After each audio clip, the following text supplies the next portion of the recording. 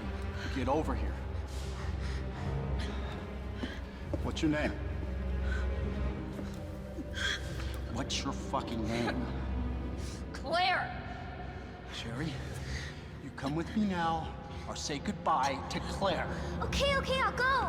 That's where Sherry's segment takes place in the remake, and it's a brilliant change of pace from what we've become used to over both characters' playthroughs. It's a moment that ends up putting the horror of Resident Evil into perspective, and I'll be honest, reminds me a lot of the segments in Siren Blood Curse where you play as Bella. If anybody remembers and has played this hidden gem, I salute you.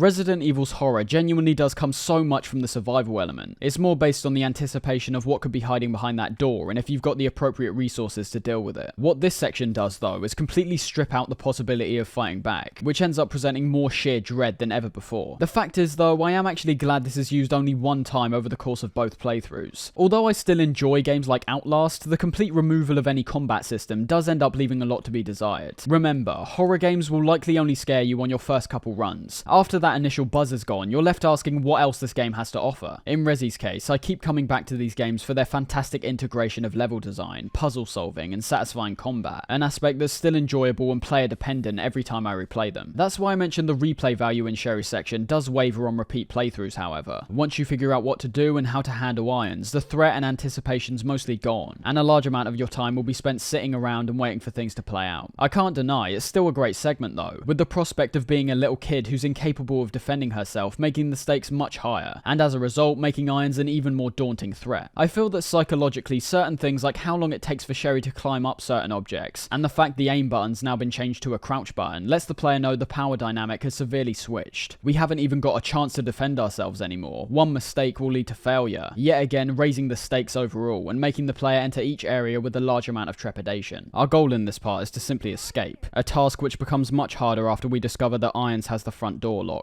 leading us to steal back the key and alerting Irons in the process.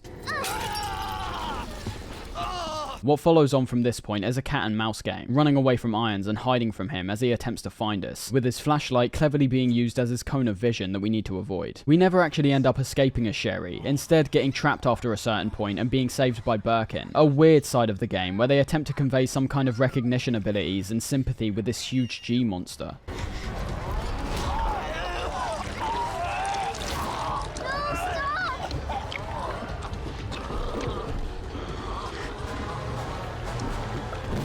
That leads to another completely Claire exclusive section, where we head back out onto the streets to go get Sherry. Another example of the fantastic world design we see on the streets. There's a sense of openness that I liked here, despite the entire section still being linear of course, and I especially like areas such as the basketball court and the stairways which run across the apartment buildings. It's a reminder of how much hell has been caused by this outbreak, and how quickly things spurred out of control, with everything being completely destroyed and abandoned. It's also by the end of this section where we have the final encounter with Mr. X in Claire's route. As I mentioned before, X is a much larger proponent of Leon's playthrough, something which is conveyed very bluntly with how he gets obliterated by Birkin in yet another moment where he actively tries to save Sherry from danger. Back to the lab section however, despite being quite different in how we progress both versions of the labs, I still found both of them very enjoyable. The original's all based around escaping once again, with us encountering Annette a few more times throughout, who seems to have more reverence for her mutated husband compared to what we see in the remake. In the process, we have the opportunity to pick up some brand new weaponry like the flamethrower, on top of stumbling across some brand new new enemies, some of which are faithfully ported over in the remake, while others are thankfully absent. What I'm referring to specifically is the moth boss fight, and the fairly useless larvae that we see around it. I was so nonplussed by my encounter with this thing. Even within this lab containing all different kinds of creatures, both wandering around and floating in tanks, the moth felt really out of place to me, as well as ultimately just being a fairly standard encounter. I call it a boss merely due to the fact it's a one-time enemy. The moth could have just as easily been an enemy type if there were more scattered around, as it's not all that threatening. I found it has the same issue I attribute the spiders with, where it seems to be too passive, and wanders around a bit too much to be considered anything but a minor roadblock. Its main form of attack is to either jump onto you and attack you directly, or more often than not, flap its wings to release some kind of damaging spores. If you've gotten up to this point in the game, it will likely be a quick encounter, and an unnecessary one at that. I can understand why they eventually stripped this one out from the remake. Something else we see stripped out is basically all the puzzle solving elements, with the ones that still remain being repurposed towards different items and rooms. The main one being the switch between placing the main fuse into the center of the circular hub to switch on the power, and using that same, albeit more fleshed out process to create a herbicide to acquire a new level of wristband, so that we can access the next area. That's where it should be noted the labs in the remake haven't just had a visual change, but a structural one too. Apart from the middle hub we come back to a few times, they're basically unrecognizable, also applying to a lot of the enemies in this segment and how they function. The plants we come across, for example, being known as the Ivy, are basically comparable to the zombies in the original, the only real difference being their appearance and a new acid attack they can use in a moving spread. I assume to adhere to this, they've been changed to more humanoid creatures in the remake, while at the same time being a much more intimidating threat. I like it when games have this balance between incredibly slow enemies that can give off massive damage to the player. You'd think off the bat that due to their slow speed, they naturally should be easier to bypass, which is especially the case for the Ivy we see here. Not just being slow, but highly stunnable to boot. But to counteract this and in turn make it a unique enemy type, if they end up catching you off guard without any defensive items, it will be an insta-kill. The stun I referred to is related to the main way you'll be taking these guys out, those being the several glowing spores scattered along their body, which we need to precisely target. But that's if you even want to. The stun window really is so big that eliminating them entirely is genuinely not that necessary. The puzzle solving for this section comes from the herbicide, which I mentioned earlier, something that has an almost identical process to the main fuse by having to carry around this cartridge and create a solution to deal with Plant 43, which is just the vines which are filling up the room where the ID wristband is and the cause of the Ivy monsters. The process to get this though is slightly tougher, however, involving different codes that we have to enter into a terminal to unlock certain areas, one of which is found beneath a trophy that, while being clear we need to investigate the item further, could potentially stump players for a second. It's mainly revolved around backtracking once again, as well as slowly turning on the power to individual sections with this signal modulator device. So essentially both processes have been made harder in the remake. Creating the solution takes more work than getting the main fuse, and the signal modulator does what the main fuse's entire purpose was. Despite this extra effort though, it does present a larger amount of exploration here, with there being some optional goodies we can attain in between by using the modulator, like the final hip pouch, an item that can be found a few times throughout the game to expand the amount of inventory slots you can use. The puzzle solving elements come from the interactions in relation to objects like the modulator and herbicide. The modulator, for example, needs to be inspected at each terminal to ensure it's on the right setting, where we then need to match up all the different waves in a fairly simplistic fashion. The process of making the herbicide is revolved around first creating the solution by unlocking the drug testing lab, and then interacting with these 3 green tubes. The concept of the puzzle being obvious from the bright red line on the first tube. We need to mix the liquid between each differently sized tube so that the final tube is at the perfect amount. I wouldn't say this puzzle is all that challenging, but it's arguably one of the only ones upon replaying that can still potentially stump me. If you've played the game enough times or are playing it within a short time period, you'll likely be able to memorize the exact button pushes to achieve the solution. But the solution to the puzzle itself definitely isn't obvious. Remember, the primary way of solving this one is all about gauging whether you think there's enough liquid to fill up the tube. It's also the fact that you can't interact with all 3 at the same time, but instead having to cycle between each of the 3 varying tubes. That could also possibly present some confusion. After that though, it's just a matter of cooling the solution and then using it to wipe out Plant 43. And just a nice little detail I wanted to mention is the direct translation we see in terms of the cooling sequence here, being exactly the same in the original with how we cool down the fuse case to acquire the main fuse. It's still an unnecessarily slow process that I wish I could skip in the future, but I always appreciate that recognition of the past, even with how substantially different the remake is here. With the exclusion of the terminal found in the moth room, that being somewhat of a puzzle revolved around finding the correct username on a note inside a room a bit further back, it's time for some of the final bosses. After we use the ID wristband to access the final area, we end up obtaining the G sample that Ada's been after, so that she can have proof towards the claims of Umbrella's corruption, with Claire's route showing us obtaining an alternate G vaccine, after it's revealed that Sherry is a carrier of G and has already started her transformation. This leads to either the final encounter with Birkin if you're playing on Leon's A route, or the penultimate encounter for Claire, with both B routes having a final showdown on the train right at the end. This boss fight is led up to really well in both instances, somewhat redeeming the character Annette, who's primarily been conveyed as villainous throughout most of the game's runtime. Annette's character is one that I found to be a lot more cliched in the remake compared to the original, whereas in that version she essentially was an out-and-out villain, wanting retribution for her attacks against her husband, and continually being a nuisance whenever she shows up. The remake paints her out as a woman who let her experiments spur out of control, not just assisting us in attacking Birkin, but also in Claire's case showing a much larger amount of sympathy and care towards her daughter's well-being, eventually sacrificing herself in the process to ensure her safety. It's a character arc that's been seen tons of times by this point, but it's in the interactions with her where the cheesiness is ramped up to an annoying degree for me. Quippy one-liners and some stupid dialogue is fine for me when playing a Resi game, but the whole scientist so invested in her work that she's ignoring the outside world thing is such an overdone trope that it became frustrating whenever she cropped up with that attitude. It's nothing that I'd say drags the game down, of course, but if we're talking about individual characters and moments, hers are the ones that I'm glad are kept to an absolute minimum. The boss fight with Birkin here plays out the same both ways, transforming again into an absolutely vile, multi-armed, towering beast. Any semblance of human features are gone at this point, and with how much damage we've already inflicted on him, there's a startling sense the possibility of getting rid of him entirely might be near impossible. It's before the actual fight too where we're given a bit more context on Birkin's work, and his inevitable transformation into the monster we're about to go up against. Something that's hinted at subtly throughout the game with some of the VHS tapes that are used a few times, showing us Birkin's assassination by Umbrella from one of the Merc's cameras. Birkin was essentially the sole creator of the G-Virus, and with that came a certain level of pride, an unwillingness to hand his creation over, leading to the Mercs having to shoot him down despite their orders of taking him back alive. As a result of this, Birkin refuses to die, injecting himself with G and deciding that along with escaping death, he'll enact his vengeance against the soldiers that attempted to take G from him. The only survivor of this brutal attack, one which we also see within a VHS tape, being Hunk, someone who crops up a few more times in future games, and is also the playable character in one of the extra modes for Resi 2. By putting all the pieces together like this, no matter how wrong his actions may have been by even attempting to create something as dangerous as G, we can't help but have a sense of sympathy for the out-of-control Birkin at this point. This, however, can't deter us from our mission of eliminating him. He's too dangerous to be left alive, and that's exactly what it seems we do in this next encounter with him, whereas most of our encounters with Birkin up to this point have been in quite tight spaces. Due to the sheer size of the beast he's now become, there's a sense of openness to this arena that mostly removes the possibility of getting stuck in corners, or unfairly getting damaged by Birkin's large swings, which have become even larger since this new transformation. I'd say this is likely my favourite encounter with Birkin in the entire game. It feels like a proper showdown, but still like an actual fight, not just a set piece. The eyes are still the primary weak points here, but are now scattered over several places on his body instead of just his arm, putting our aiming skills to the test, where after taking out all the eyes reveals a brand new weak point. I love the progression to this fight, with every time you damage the ball of eyes in his chest making Birkin even more aggressive. His first two phases will have him mainly jumping around the arena and swiping at you, but on this third and final phase he'll go fully manic, grabbing things from around the environment and hurling them towards you. I feel the level of destruction in the environment really enhances this fight, with numerous gas containers scattered around that'll burst open, eventually leading to the arena being a torn up, smoke-filled war zone. And by the end of this fight, when reconvening with a dying Annette, she ends up helping us in both instances with each character, revealing to Leon that Ada is in fact a mercenary and not the FBI agent she was claiming to be. She's not FBI.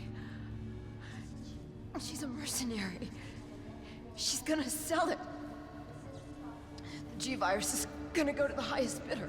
And with her saving Sherry and ridding her of the G-Virus for Claire, before eventually succumbing to her injuries. Whereas Claire's story at this point feels more like an optimistic wrap-up, I still really like the drama that's seen when we meet back up with Ada again here. The relationship these two characters have does feel slightly forced for me here, and it's something I notice a lot of games do when pairing up two characters for the majority of a story. Because a lot of games work off life and death, high-stakes situations, there's a sense of peril that ends up drawing characters closer together, and typically that leads to some romantic tension. We don't particularly see this in the original. It definitely feels more like a prosperous friendship, especially in moments like when we saved Ada in the sewers earlier, and also took care of her down in the labs while she was injured. The thing I failed to mention though is that while I do still think their closer romantic bond feels forced in the remake, I'd say it's also one of the most well-handled and subtlest interactions we see in this version, solely because Ada's eventual betrayal turns out to be true. Annette was telling the truth, and this whole time Ada was truly just a merc trying to retrieve the G-Virus, solely so she can sell it off to the highest bidder, willing to risk complete worldwide chaos just so she can get what she wants. This puts moments like their kiss on the train and the countless times Ada assisted Leon earlier in the game into perspective. It was never about Leon's well-being. She was stringing him along like a puppet because she saw us as a vital asset to her mission. The only thing I'm not too sure about is their final moments together, however, with Ada eventually being taken out by Annette and seeing a genuine moment between her and Leon where he refuses to let her go and is completely torn up when she eventually falls to her supposed death. Leon should have no real reason to care about Ada at this point, outside of what I could assume is an unshakable moral standpoint that he must have acquired from his time training for the police. And the U-turn we see in Ada's character is also strange. It draws back slightly from her more interesting manipulative character traits, and heavily implies that over the course of the game she's actually formed a connection with Leon. It's just a fairly cliched moment once again, which for Resi is always appropriate at least, but becomes slightly confusing with how many back and forths we see here. I'm also glad they slightly rejigged how this moment plays out in the remake too, with the self-destruction sequence already being firmly set in motion at this point, with the environment around us falling swiftly apart, making it clearer why Leon can't pull her back up, compared to the original where she's just hanging over a railing that Leon realistically could easily pull her up from. And also the difference between what happens with the G-sample, accidentally losing grip while diving to save Ada in the remake, while in the original Leon just chucks it over the edge like a complete tool. So, this is what everyone's been dying I understand he's never fully aware of what's going on throughout the game, and the sheer magnitude this G-sample holds. But after everything we've been through, and how rational Leon's proven himself to be, chucking it over the edge seems more like a dramatic moment that appeared better on paper, as opposed to how it's awkwardly executed in the actual game. And with everything here being dealt with, we need to quickly make our way out of the facility while the self-destruction countdown is presented at the top, just like the first game. This is where each individual character's final bosses play out in the remake, with Leon going up against an amped up version of Mr. X while travelling down an elevator, and Claire taking on Birkin in the same arena with the train that I mentioned earlier. The escape before these encounters though shouldn't be ignored, capping the game off by leaning into the destructive elements once again, with fire and explosions being both seen and heard as we make a mad dash for the exit. I can't describe the fight against X as anything but ferociously angelic. The music at this point works very effectively in emphasizing this as the final encounter.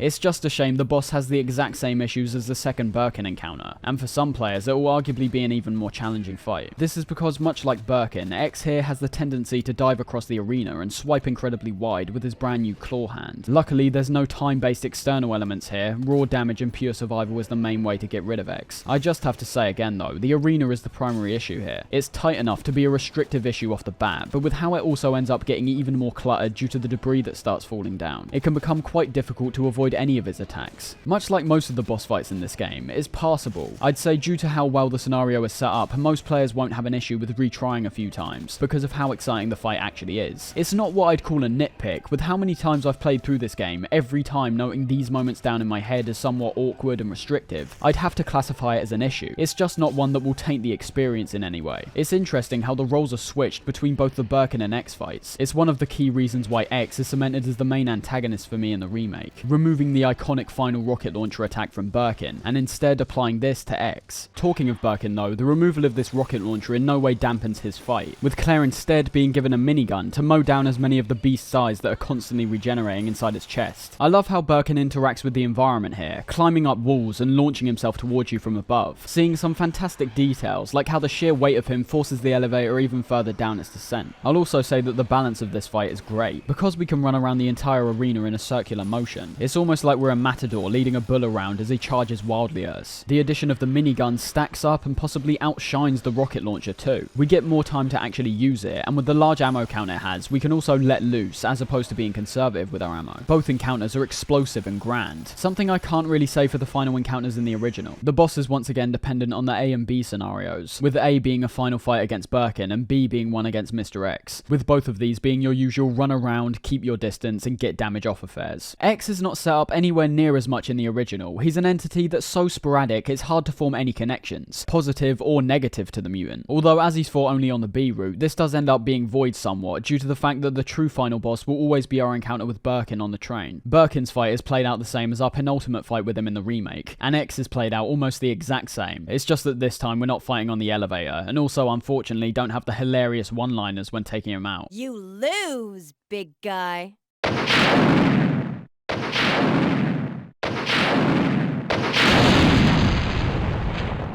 I know it might have been slightly out of place to put in the remake, but these lines are so iconic, I can't help but feel there at least still should have been a remnant of these highly quotable phrases. And with that, things are basically wrapped up on the A path. Leon, Claire and Sherry escape out alive, with Leon also giving one of the most ridiculous and immediately contradictory lines in the entire game. It's over. No. I have to find my brother. You're right. This is just the beginning. I don't get it. But that's just the A route. Specifically on the remake, there's a short cutscene at the end that alludes to the possibility we may have missed out on something towards the end. This is because on the B route, we have a final encounter with Birkin, now turning into a huge malformed mess, having more resemblance to an arse at this point than anything else. And although it wraps up the game nicely, it's less of a boss and more just a set piece. In the original particularly, I was slightly concerned when going into this fight due to the fact that I had very low health and no healing. However, when taking it on, I noticed that despite the numerous swipes I was attaining, I still wasn't dying, leading me to believe either his attacks aren't very damaging, you're invulnerable during the battle, or you may have an increased amount of damage reduction. Either way, after a very short time, I no longer felt at risk and simply put all the ammo I could into him. The fights are indistinguishable between both versions. Birkin's such a mess that even in the remake, there's no extra additional weak points that we can target with our more precise aiming. And after we take him out, we finally escape the nightmare of Raccoon City, ending up in some kind of desert area, and basically having all three characters walk off into the sunset. That's the main game complete, but much like the first game, even when completing the B route, it may just be the beginning of your journey with this game. First off, you have to remember that both characters have their individual A and B scenarios. So for example, if you did what I did and played Leon's A and then Claire's B, you would also have the opportunity to play Claire's A and Leon's B instead. That being said, although there are still differences to be seen here, with certain encounters being unseen and certain areas being accessed at different times, they are very minor and will only really be appreciated by those who are willing to seek out every last little detail here. There is a lot of extra content to see here, something which the original still has, especially in the last DualShock re-release which features the extreme battle mode, but is still heavily expanded on in the remake. Starting with the original, we've got similar unlockables compared to the first game. There's brand new costumes which can be unlocked by not picking up any items at the start of the game until you reach the police department, where you'll then be greeted with an infected version of Brad, the helicopter pilot from the first game, and upon killing him you'll gain access to a special key which gives you access to 2 sets of alternate clothing. We've also got the unlockable infinite ammo weapons, which are all based around how fast you complete the game and what scenarios you're playing on. The weapons we unlock here being more varied and much more powerful compared to the sole rocket launcher we got in the first game. But what's more interesting is the different game modes we unlock, those being the Fourth Survivor and the Tofu Survivor. Both of these are identical in terms of their scenario. You're escaping the police department while both trying to stay alive, while later on possibly trying to go for better times for your personal best. The Fourth Survivor puts us in the shoes of Hunk, one of the only survivors of Alpha Team who were sent in to acquire the G-Virus from Birkin, and all we see here is his tough journey to his rendezvous point, filled with all huge numbers of zombies, dogs and lickers alike. This is also the same for the remake, and I like how despite being a completely optional mode that a large majority of players may not either discover or be interested in, they still give the scenario a personality despite its optional nature. The main game's so good, there may have not been any need to elaborate on the minute details, so I'm happy they give more context to elements like the Alpha Team, and giving us a character that while being mostly silent still has a distinct and flashy appearance, which is mainly down to the mask that he's wearing with glowing red eyes. As I said, the remake's not all that different really. Despite taking a different path out of the building, it's pretty much the exact same objective, obviously with the removal of certain threats like spiders and crows which were present in the game to begin with. And that's the same for the Tofu Survivor, a joke version of Hunk's mission where we instead take on the zombie horde as a piece of tofu. This is just a much harder version of what we just saw, with us having no weapons except a knife and a few herbs to help us along the way. Everything about this is great in both versions. The original has these really goofy sound effects while moving around, and although the remake removed these, they make up for it by adding some very cute dialogue in replace of Hunk's. Alpha, do you read?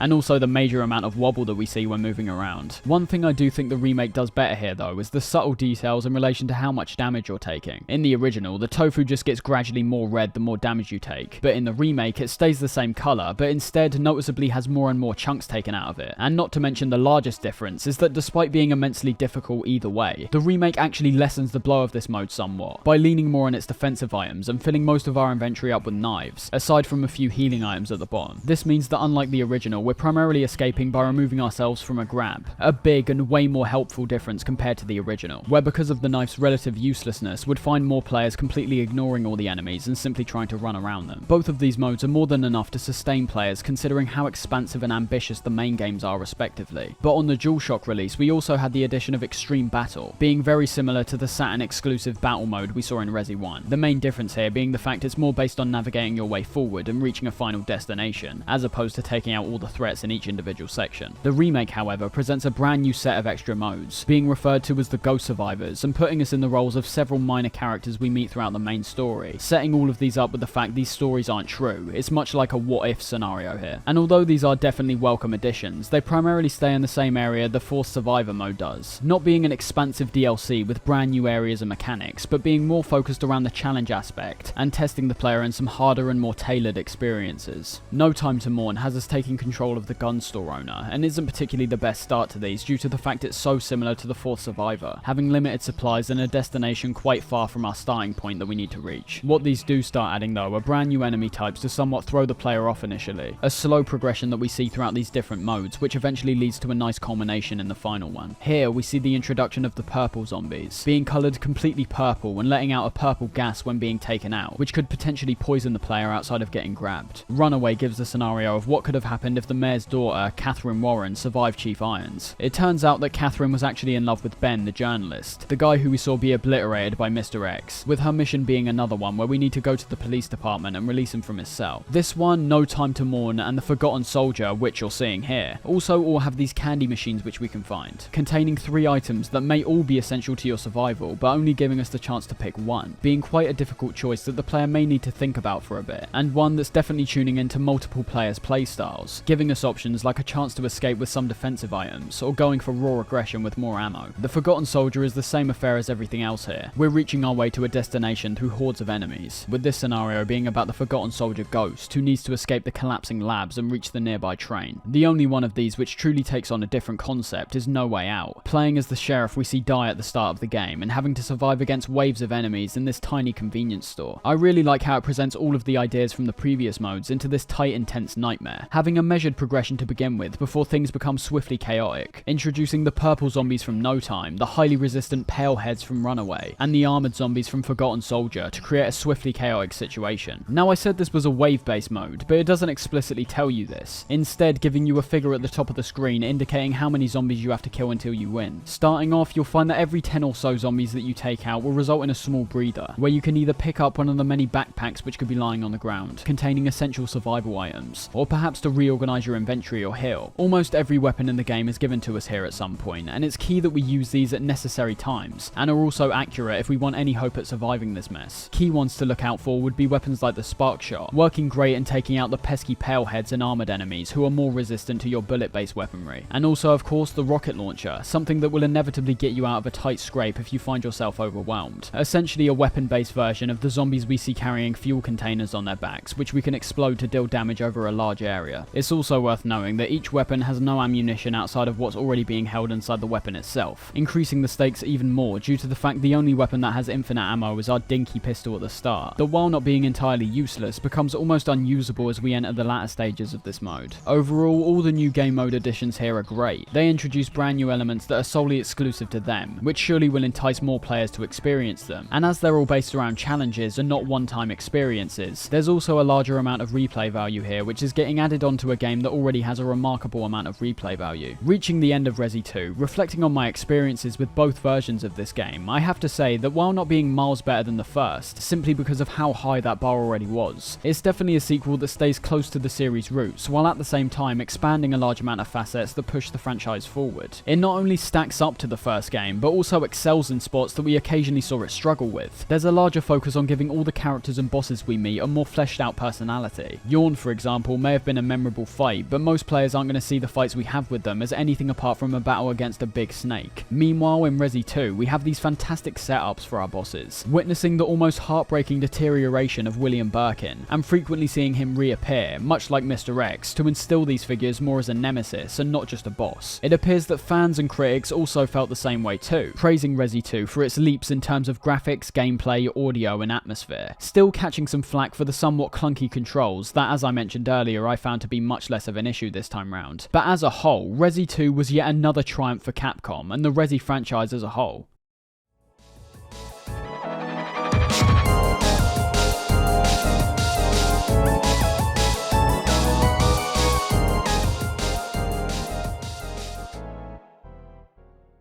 I say franchise, but at this time it still wasn't clear how sustainable the series was going to be in the long run. Both Resi 1 and 2 were immensely successful upon their release, which as you could assume meant that another sequel was being put into production. But it's actually more complicated than that. Due to the sheer popularity of these first two games, Capcom went away from the approach of working on new releases individually, but instead broadened their scope, starting work on numerous different Resi related projects around this period of 1998, which would eventually end up turning into games like Code Veronica, Resi Zero, and also Resi 4. It was clear at this point they were turning it into a franchise, but to the public eye, these projects were being closely held under wraps. We wouldn't see titles like Resi 4 for example until years later, primarily because of aspects like the advancements in technology, with the acknowledgement of the PlayStation 2 and GameCube releases around this time. But with the announcement of Resi 3 being set to release once again for the PlayStation 1 in 1999, it was strongly believed that the Resi games might be a trilogy, being rightfully claimed at the time to be one of the best gaming trilogies ever to be created. And getting into the game, right off the bat, it doesn't disappoint in any way. Everything from the game's title and cover art to its intro sequence lets us know this is yet another grand leap for the franchise. Now having the subtitle Nemesis and having what we'll discover as Nemesis himself be the only thing that's presented on the cover. The intro is far more explosive than anything we've seen before. Tons of zombies flooding the streets, with the area we're exploring in this game once again being Raccoon City, this time actually navigating through the city itself for the bulk of the experience, compared to the individual structures like the police station and sewers from Resi 2. Explosions, gunshots, and of course the towering Goliath of Nemesis. Everything here is setting us up for a different kind of Resi experience, one that is more focused on action-oriented gameplay compared to the slower and more measured pace of the previous games. And getting into the game itself, we already have the intriguing element of a returning character, something which was basically absent from the second release, seeing the return of Jill Valentine, who's since joined the Raccoon City Police Department. This isn't actually the case in terms of when we enter the game however, with the events of Resi 3 starting 24 hours prior to Resi 2, before they assumedly end up overlapping due to what occurs by the end of the game. Despite being part of the RPD, we enter the game at a point where Jill has actually resigned due to their obedience to Umbrella, a company that we're reminded at the start is the sole cause for this devastating T-virus outbreak. Although the opening cutscene is solely static pictures, with Jill explaining the setup for the events which are about to play out, this assumedly now becoming a tradition which many other Resi games end up following. The animated cutscene we see afterwards shows the leap forward in graphical fidelity, at least in terms of the FMVs at this point. Comparing them to Resi 2's, aspects like the characters' faces and sheer action we see play out here are far more naturalistic in terms of their presentation. Leon's face, for example, at the start of Resi 2 was quite bizarre. It seemed to be so blocky and weirdly structured. All the civilians we see here, as well as the hordes of zombies, now have a much higher amount of detail and clarity to them, with particular elements like the swaying we see in a lot of the model's hair, all the different variations of zombies, and the numerous animations that have been carefully and individually crafted for each entity looking great. It's quite similar to Resi 2's opening, but overall has less mysterious intrigue and instead rawer brutality. It's no longer a mystery what's going to happen to Raccoon City. Because of Resi 2, we already know it's going to be completely overrun, and what we saw is basically just that, the destruction of Raccoon City before the point where Leon and Claire made their way in. Of course though, much like the last two games, we're not just dealing with the original version of this game, but also the 2020 remake. It should be noted that this was the second part of what I assume will become a trilogy of modern remakes, covering Resi 2, 3, and 4. And unlike Resi 2's remake, which was met with a huge amount of praise from both fans and critics, as I said, it's slowly become my favourite game of the franchise, Resi 3's remake was still met with generally positive reviews, but also a larger amount of negatives, which are all fairly specific to the comparisons between the original and remake. These negatives, however, are for sure not present at the start, for me at least, using a live action set piece instead in what I assume is one big homage to the previous times real footage has been used for these intro sequences, as opposed to those times though, which are usually so cheesy to the point where the whole concept of them might be ruined for some people. Here I think it's carried out very well. I'm aware fans of the original were quite disappointed by this intro in comparison, and I obviously understand why. This intro is giving a broader and more quickfire view of the chaos that stirred up in Raccoon City, completely removing the dialogue from Jill and instead focusing more on Umbrella and the creation of Nemesis. It's a different approach that I still found to be effective in setting the stakes. It just has overall less to do with our main character, and doesn't include the numerous action sequences we see play out between the zombies, the police, and Umbrella mercenaries. It still presents the chaos very well, and I think the approach of directly showing us one of Umbrella's two-faced presentations on how they're trying to help the people gives more clarity to newer players who should clearly be able to distinguish they're in fact the bad guys. This isn't where the differences end, however, as the point where we're given control in both versions results in two completely different atmospheres starting off. The original puts us straight into the action, with Jill diving out a window and quickly forcing us to take action before the nearby zombies have a chance to attack us. The remake is much slower in this regard, giving us the first and only first-person moment in the game, still taking the role as Jill, but being a far quieter opening where we get a chance to take in the rain-soaked atmosphere of her apartment. There's an ominousness here that I particularly liked, which the game never really returns to, with the almost completely desaturated image and humming drones in the background. When entering the bathroom, we eventually discover this is a dream sequence, looking into one of the clearest and most accurate mirrors I've seen in a game, and after turning off the tap, slowly transforming into a zombie before Jill shoots herself in the head.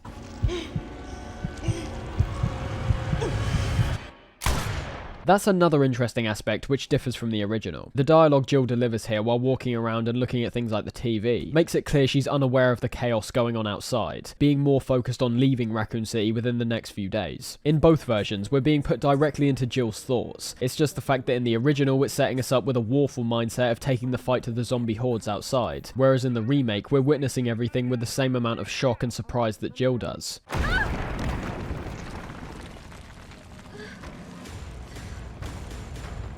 Because Nemesis was already such an iconic figure for the franchise by the time this remake was made, arguably being the series' most distinct villain, I can understand why they want to introduce him as soon as possible. I think there's definitely a point to be made in how it lessens his overall impact by literally making him the first foe we see, being much more of a shock when he just shows up in the original once we think we're just in for another affair where we're primarily dealing with zombies. I still think the introduction of Nemesis is great though, getting a phone call from Brad worriedly telling us to get out of our apartment before Nemesis smashes his way through, leading to one big set piece where we need to escape from him. I will say though, this one moment sets a bad trend for every single other instance where we encounter him in the game. I'll talk about it more later, but by going in this direction for the majority of the experience, they end up severely lessening and essentially removing the entire point of why he was such a frightening threat. For now at least, it's still a great introduction, walking all over Jill and having a brand new look to start off with, which I suppose does sustain a slight amount of mystery with his face now being covered by a bag, which Jill slightly ends up damaging with several gunshots. I will say that when we get outside, witnessing explosions, flames, and civilians trying to save themselves from peril, despite looking good, it's a bit of a mad elevation from what we were just dealing with. Having Nemesis burst in, leading to this intense chaos, works well in terms of the stylish action, but I think there should have been more of a hint to things going on in extremely close proximity to us, outside of some very distant police sirens and a warning on TV. Everything feels a bit too sudden, which is fine. I get they're probably trying to emulate the original's opening to some degree, but the jump is so extreme that it felt slightly off to me. Now, getting into the actual gameplay, structurally both games are so different there really aren't any decent comparisons to be made. For a remake especially that had a greater opportunity to perfect what the original game was going for, they go in such a different direction to the point where it could have been totally passed off as an expansion for Resi 2. There's an element of that in the original, but due to how it carries out its environments, which areas we get to explore at particular times, and the overall scale of these areas, the remake somehow manages to feel like a regression on what's presented here. The first example of this dramatic switch is in the narrative structure, starting the game off immediately with us meeting Brad, a moment that happens fairly early on in the original, but not before we meet civilians like the one who locks himself in the back of a truck. These moments are directly swapped, and ultimately I don't think it's that bad of a decision, solely down to the fact we've already interacted with Brad once before this over the phone. It's a light way of guiding us through the first proper section we'll be exploring for a while by following Brad into the nearby bar, where he makes a sacrifice and ends up leaving us to fend for ourselves. Let's stop skirting around the gameplay structure here though, and dive headfirst into how both games work and how they differ in terms of combat, exploration, and the series staple inventory management. Talking of staples, despite being quite different in how you navigate the environment here, there's been some nice quality of life changes and elaborations on concepts we're already familiar with, albeit in a retroactive viewpoint which we've gained by looking at the Resi 2 remake first. In our inventory now, we start off with a reloading tool, a tool that you'll likely not want to remove for the majority of your playthrough. This is because we have the new addition at the time of the gunpowder, being the same as Resi 2 in terms of how its sole function is to create ammo for your weapons. rounds, something which can only be done by mixing the powder with the reloading tool. But of course, Resi 2 streamlined the process by having the gunpowder be combinable within themselves. Mixing some standard gunpowder with a higher tier gunpowder will result in a different kind of ammo type, compared to if you mix two standard ones together. In this game, the gunpowder works slightly different. There's 3 in total to choose from, A, B and C. The most common type you'll find lying around is the A, where upon using them with the reload tool, you'll be given pistol ammo. B is slightly more sparse, but still common, with combining these giving you shotgun rounds. And finally C, which is hardly found lying around the world, gives you grenade rounds. C obviously yields more ammo for one of the more powerful weapons here, but the reason it's not found that much in the world isn't solely because it's rare. That's an aspect of course, but I think it's more to do with letting the player experiment around with this new mixing mechanic. On top of using the reload tool with each individual piece of gunpowder, we can also mix these different gunpowders together to get different kinds of higher tier powder. It's a more in-depth version of what we saw in the Resi 2 remake, with there being a fairly wide variety of combinations that we can make between each of the 3 powders to acquire a variety of ammunition. This is already great, giving the player some quite vital choices which are solely down to them, and requiring them to think ahead. Weaponry in these earlier games was not dished out to you easily. It was once again all about exploration, and a good example of this is my first playthrough, where I never ended up finding the grenade launcher. While experimenting around with the powder, I ended up creating grenade ammo, something that would be entirely useless for me for the rest of the game. I could have played it safe and simply created some ammo for weapons that I'd definitely be able to utilize, but my experimentation taught me both a valuable lesson in terms of the mixing, and how I should be more thorough while investigating my surroundings. Another side of that would be in relation to conservation. Ammo is a lot more common in this game, but that's not to say there won't be moments where you may be starved somewhat, giving you the opportunity to create ammo in the present moment to ward off any nearby threats, or keep it for later in hopes that it could be used more effectively in certain combinations and particular boss fights. And there's also the additional, almost skill-based element to all this ammo crafting, in terms of how the more ammo you create, the higher yield we see when crafting it. For example, using gunpowder on the reload tool the first few times will always result in the same types depending on what powder you're using, and always the same amount of ammo. However, around your 4th to 6th time reloading, you'll notice a gradual increase in the amount of ammo you receive. Continue to create more ammo of this type and you'll eventually be given the chance to create a more powerful enhanced ammo. This power, however, comes at the cost of less ammo output overall, with the default ammo still being an option, and one that gives us more ammo to use instead due to the higher percentage increases. This is also the case for the other weapons we can acquire, like the Magnum and grenade launcher. It's just the fact that these don't have the enhanced variants, which is fine. Overall, I feel like with this mechanic they reached a perfect balance of giving the player a wide amount of options they can choose to more effectively suit their playstyles, while at the same time skirting the line and not making it too convoluted. There is reason to be said that it somewhat crosses that line with the possible second combo, initially seeming even more broad, but being fairly restrictive, and having a lot of these possible combinations result in the game telling you it's simply an invalid combo. It's great stuff, however, and I'd say it's one of the only true survival horror elements that ends up getting enforced throughout most of the game. It's leaving more up to the player, putting the survival in their hands, and removing the more simplistic static ammo box increases that we've previously been used to. There's not much to really be said about the remake, however. They unfortunately strip all of these interesting and varied combinations out and retain the streamlined process from Resi 2. It's not only a shame in terms of being unfaithful to the original with its more ambitious gunpowder system, but yet again, it makes the remake feel like more of a continuation from what was already set up in Resi 2, when I feel like realistically, if you're putting a new number at the end of Resident Evil, it should mark a noticeable jump forward, not a better or worse one, but just a new direction. Looking away from that big switch up though, and more to the gameplay as a whole, we'll start with one of the most noticeable changes, and that's how open our environment now is. It's clear that they definitely didn't want to disappoint on the city idea, which has now been set up from both Resi 2 and the start of this one, as there's very few moments starting off where we may try opening a door and are simply told it's locked or blocked. The map becomes a vital asset in these opening uptown and downtown segments, still featuring all the individual doors that we can enter, and color coding which ones are accessible and which ones are locked. But during certain moments where we're tasked with retrieving a collection of items, they make what could have potentially been an arduous task of backtracking over and over again until you find the correct pathway more simple, highlighting specific structures and buildings that we need to go visit, both being helpful in the present and also a nice reminder upon picking the game back up at a later date. That's something which both previous games haven't been very good at, and I'm definitely putting it down as a sign of the times. Even with the break of a single day, I found that returning to these games left me with quite a bit of confusion because of how they're laid out. In Resi 1, for example, if I can't manage to recollect what I was previously doing the last time I played and what my objective was, I'm still going to be sat in the exact same save room that I've visited time and time again already. The only possible indication would be key items that could possibly be stored in my inventory or the item chest. Everything else would be based on guesswork and wandering around until I stumble across the right way forward. The flashing blue indicators in Resi 3 at least give a semblance of guidance towards the player, making it clear that even if they don't have the correct items to gain access to these areas yet, yet. That's ultimately where they're going to have to end up at. Back to the city streets, however, despite my general praise of aspects like the graphical fidelity once again, with the zombies taking yet another step up in terms of their variation and grotesqueness, and certain effects like the fire and water appearing very nice and naturalistic. I'm not entirely sure how I feel about how this environment is structured. I understand the city's in complete ruin. Having cars, lampposts, and dilapidated buildings blocking off pathways is entirely appropriate, but I'd be lying if I didn't say it was damn confusing, at least to begin with. By broadening the scope, I believe they not only jump even further away from the whole Resident part of Resident Evil, but I also think it dampens the iconography quite severely. Just think back to the first two games, the grand stairway from the first, the lobby from the second. There's nothing really like that here. I admit it might possibly be because before recording I had never touched the original Resi 3 before, but if unlike myself you have played it before, remove yourself from your nostalgia and good memories with the game for a second and try to look at it objectively. Almost every single new area we're entering on the outside is a back alley or a street, with the most memorable areas once again being interiors like the bar or, funnily enough, the reappearance of the RPD. Which begs the question, why didn't they just pare things down again to singular structures and more defined areas? I admit, that's quite unfair. The experiment of going on a broad scale was admirable, and I think looking at it in retrospect, I'm definitely glad they didn't do what I just said, and at least try to create a cityscape that adheres to the same cohesion, puzzle solving, and backtracking elements of the past games. I just don't think it results in the best possible outcome, which is perfectly fine, but the issues are there, so I need to mention them. The freedom is definitely the best part about these streets. We're no longer entering single rooms filled with zombies, which we could quickly escape by either running past them or right back where we came from, but instead dealing with these streets filled with them. I feel there definitely was the opportunity for this game to be too easy if these environments were far too broad, removing the entire threat of the zombies altogether, and possibly letting us just run right past each encounter with them. The scale is almost perfect though, however, still giving you that freedom in terms of your movement, feeling far less restricted from the tight corridors of the past games, while at the same time being tight enough to where the zombies are in no way a joke. Depending on your timing, you could just as likely manage to dodge them as you are to getting grabbed. Talking of dodging, let's start looking at the combat elements here, and start introducing some more impactful changes that were made in the original to this combat, as well as the city landscape which I just talked about. From the start, we're given a couple instruction manuals that are almost essential to read, being the only files in the game that take up actual inventory slots until you use them. This is clearly a very intentional decision, however, as these manuals feature some vital instructions towards new mechanics which have been presented, like quick turns, dodging, and emergency escapes. The first thing we've now got the chance to do in this fairly long list of new mechanics is the ability to shoot certain objects, like these bright red barrels and boxes, to create a devastating explosion. These are only placed in very particular places around the environment, so if you're walking past one of these beforehand when there aren't any threats around, it's almost telling you the area will eventually be swarming with some kind of enemy. I really like the inclusion of these. It's the first time observing your surroundings in a high stakes situation will pay off, and in a magnificent way too. Utilizing these explosives will not only take out a more substantial amount of enemies all in one go, but it also has the benefit of saving you a lot more ammo in the process, as there's very rarely a moment where these boxes aren't being used to wade off a large amount of threats, all of which you'd have to individually shoot down otherwise, wasting ammo and possibly costing you some of your healing supplies if you get grabbed. Up next is the quick turn, a soon-to-be staple option in all of these games, giving you the ability to swing yourself right round in a 180-degree motion, so that you can escape enemies much faster. That's what I assume was the main utility for this, especially with the inclusion of Nemesis, but I think it's just a nice addition in general. Now, if you've accidentally entered a certain door by accident or are interacting with different types of panels surrounding you, there's no longer the need to do the slow turnaround that both previous entries had, which makes it very clear to me that while they're still trying to make quality of life changes to this pre-rendered distant angle tank control style, it's also now presenting a hindrance in terms of what the devs are wanting to create. It's not only a style that we're very much used to at this point, running the risk of having every subsequent entry look similar to each other and play similar to boot, but it's one that in the more action-oriented direction is starting to create problems in the flow of gameplay. As we'll see when looking at all the standout moments of the game, it's clear the tank control scheme that's still present here is, and still never was, intentional. I firmly believe the controls here, going all the way back to the first game, were simply the best possible option the team could come up with to fit in line with the style of game they were trying to create. The fact it's still being used in this third game reflects this strongly. To me, it shows a hesitance to break from a mold they found themselves trapped in. But in terms of this being the PS1 trilogy of games, I don't think that's all that bad. As we'll discover, the series purposely works on trilogies of a style of game before completely switching it up in the next mainline release, those being the releases which actually feature a new numerical number on the end of them. I'm still aware games like Code Veronica are considered to be mainline. This has gone unsaid for the most part, but it's something which I definitely noticed when looking at the franchise as a whole. And in the case of Resi 3, I think it's a clear sign that they're ready to move on to something else. The restriction of the tank controls is now starting to impede on what they're trying to create. Moving along from that tangent though, the new emergency escape escape now gives us the option to push enemies back before they get a chance to hurt us. A mechanic that I think would have been fine if not for how convoluted it's presented to us. It would have been nice if they found a way to just reserve this to a singular button push, or maybe a combination of two. The fact we're told to basically mash every button on the controller to activate an emergency escape is just confusing. It's unclear what'll actually work and what won't. And when you're in a tense situation, you're also not likely to pay attention to which buttons you're actually mashing, possibly causing you to pause the game, open your inventory or the map, and dampening the action as a result. It's still a good idea, just one that I think should have been refined in terms of how the player executes it. Emergency dodging, however, may be the most important new addition here, allowing the player to dodge away from enemy attacks by pressing either the R1 or R2 buttons or X when aiming. Dodging becomes vital at certain points in the game, so it's a shame that it's yet another mechanic that can be occasionally played with confusion, once again being down to the control scheme. Remember, R1 and 2 are both related to aiming, and pressing the action button while aiming causes you to fire. Just from me saying that, you can immediately see where the confusion comes from. All of these buttons already have their set purposes, and by throwing another mechanic into the ring, it leaves a lot more up to the game to identify what exactly you're trying to do. This led to lots of moments throughout the game where I thought I timed a dodge perfectly and fired my weapon instead, being hit as a result. Admittedly, this may have been an issue on my part starting off, as I noticed the more I played around with the mechanic during these aforementioned vital moments, I was starting to become more aware of when to dodge and what direction I should dodge in. But that brings up yet another issue in relation to clarity, the fact we're dealing with the exact same types of enemies with similar attacks, who up to this point couldn't have been dodged at all, and are now expected to gauge when the perfect time to dodge would be. Is it when a zombie raises its arms? Is it when it starts an attack? I'm still not really sure. A fault on my part, but a fault that could have been entirely removed with at least the slightest bit more clarification, or maybe even a flash which occurs during their attack, akin to games like God of War or Metal Gear Rising, indicating when exactly the perfect time to dodge is. The timing could still be tight, and it makes it much clearer when to actually dodge, and also works as a possible reminder to those that may have forgotten that you can dodge these attacks. I understand those games were made with pre-existing knowledge from a lot of failed attempts gone by, but it's still an actual issue which resonates in this game. I can't deny that when you pull one of these off, it's immensely satisfying, which does make me somewhat believe that it wasn't supposed to be the most fully functional dodge. A bit hypocritical, I know, considering I completely wrote off the idea of these games' clunky control schemes being intentional. And although both theories here are revolved around the mechanics supposedly being purposely clunky, it works more in this case for me, as if you were able to dodge easily every single time, the threats we're going up against would be entirely removed. So overall, I'm not sure how to feel about this one. It's essential in the context of this game in particular, of course, so I'm glad it's here, but it's the unreliability which I'm more conflicted about. On one hand, whenever it doesn't work and I get hit, I can't deny it's something which really frustrated me, as I assumed I was doing everything I was supposed to. But on the other hand, it presents a skill-based element, which I assume you'll be able to master after a certain point, something which I never really managed to do, but coming close and becoming more consistent with my successful dodge attempts against a variety of enemies. Everything else here is fairly standard, jumping on and off objects, the more detailed map, but the final page tells us about another brand new mechanic that, while not being too impactful in terms of how the game carries out, is for sure a very interesting concept to include here. This is yet another mechanic, however, that is absent from the remake. So let's take a closer look into how this version changes up some of the gameplay decisions from the original. Well, first off, the way the gameplay areas are structured in this version are almost unrecognizable. The one thing I remembered most about the original was how the city ended up being so expansive and open, so much so that things started to blend together, making traversal as a whole more relied on the map, as opposed to getting used to my environment and memorizing it, so that I could safely travel wherever I wanted later on without any assistance. This will obviously be due to the fact that I'm less familiar with this game as a whole, but the previous two games were structured in a way where very quickly I was recognizing which areas I'd have to return to later on, compared to the constant reminding and checking of the map that I found myself doing in this game. The remake is really different in that regard, by lessening the scope, which is exactly what they do here, and actually creating more self-contained sections that I could remember better. It actually ends up being a negative in my eyes. I might have preferred it at the time, as it presented a tighter and more flowful gaming experience the first time round. But in retrospect, I much prefer the broader and more ambitious take the original had. There's so many areas in the original which have either been entirely removed or condensed to the point where they're hardly recognizable. The first couple sections, for example, have been so refined to the point where your main objective after you deal with the first couple nemesis encounters is to get the train up and running, something which occurs quite a bit down the line in the original, cutting out a fair amount of the more explorative moments and moving directly to something which will transition transition us to the next area. In terms of the actual gameplay, however, it ends up retaining mechanics like the dodge and the emergency escapes, but they've been reworked to the point where dodging becomes far too easy, playing into what I said earlier about the dodge not being fully functional in the original, and having it so that in this game, once you figure out the perfect times to dodge, all threat from the enemies may as well be removed. It still requires good timing and will take a while to get to grips with, but I'd say from my experiences with playing the game and also a significant amount of research into other people that have played it, I too often saw the dodge described as OP.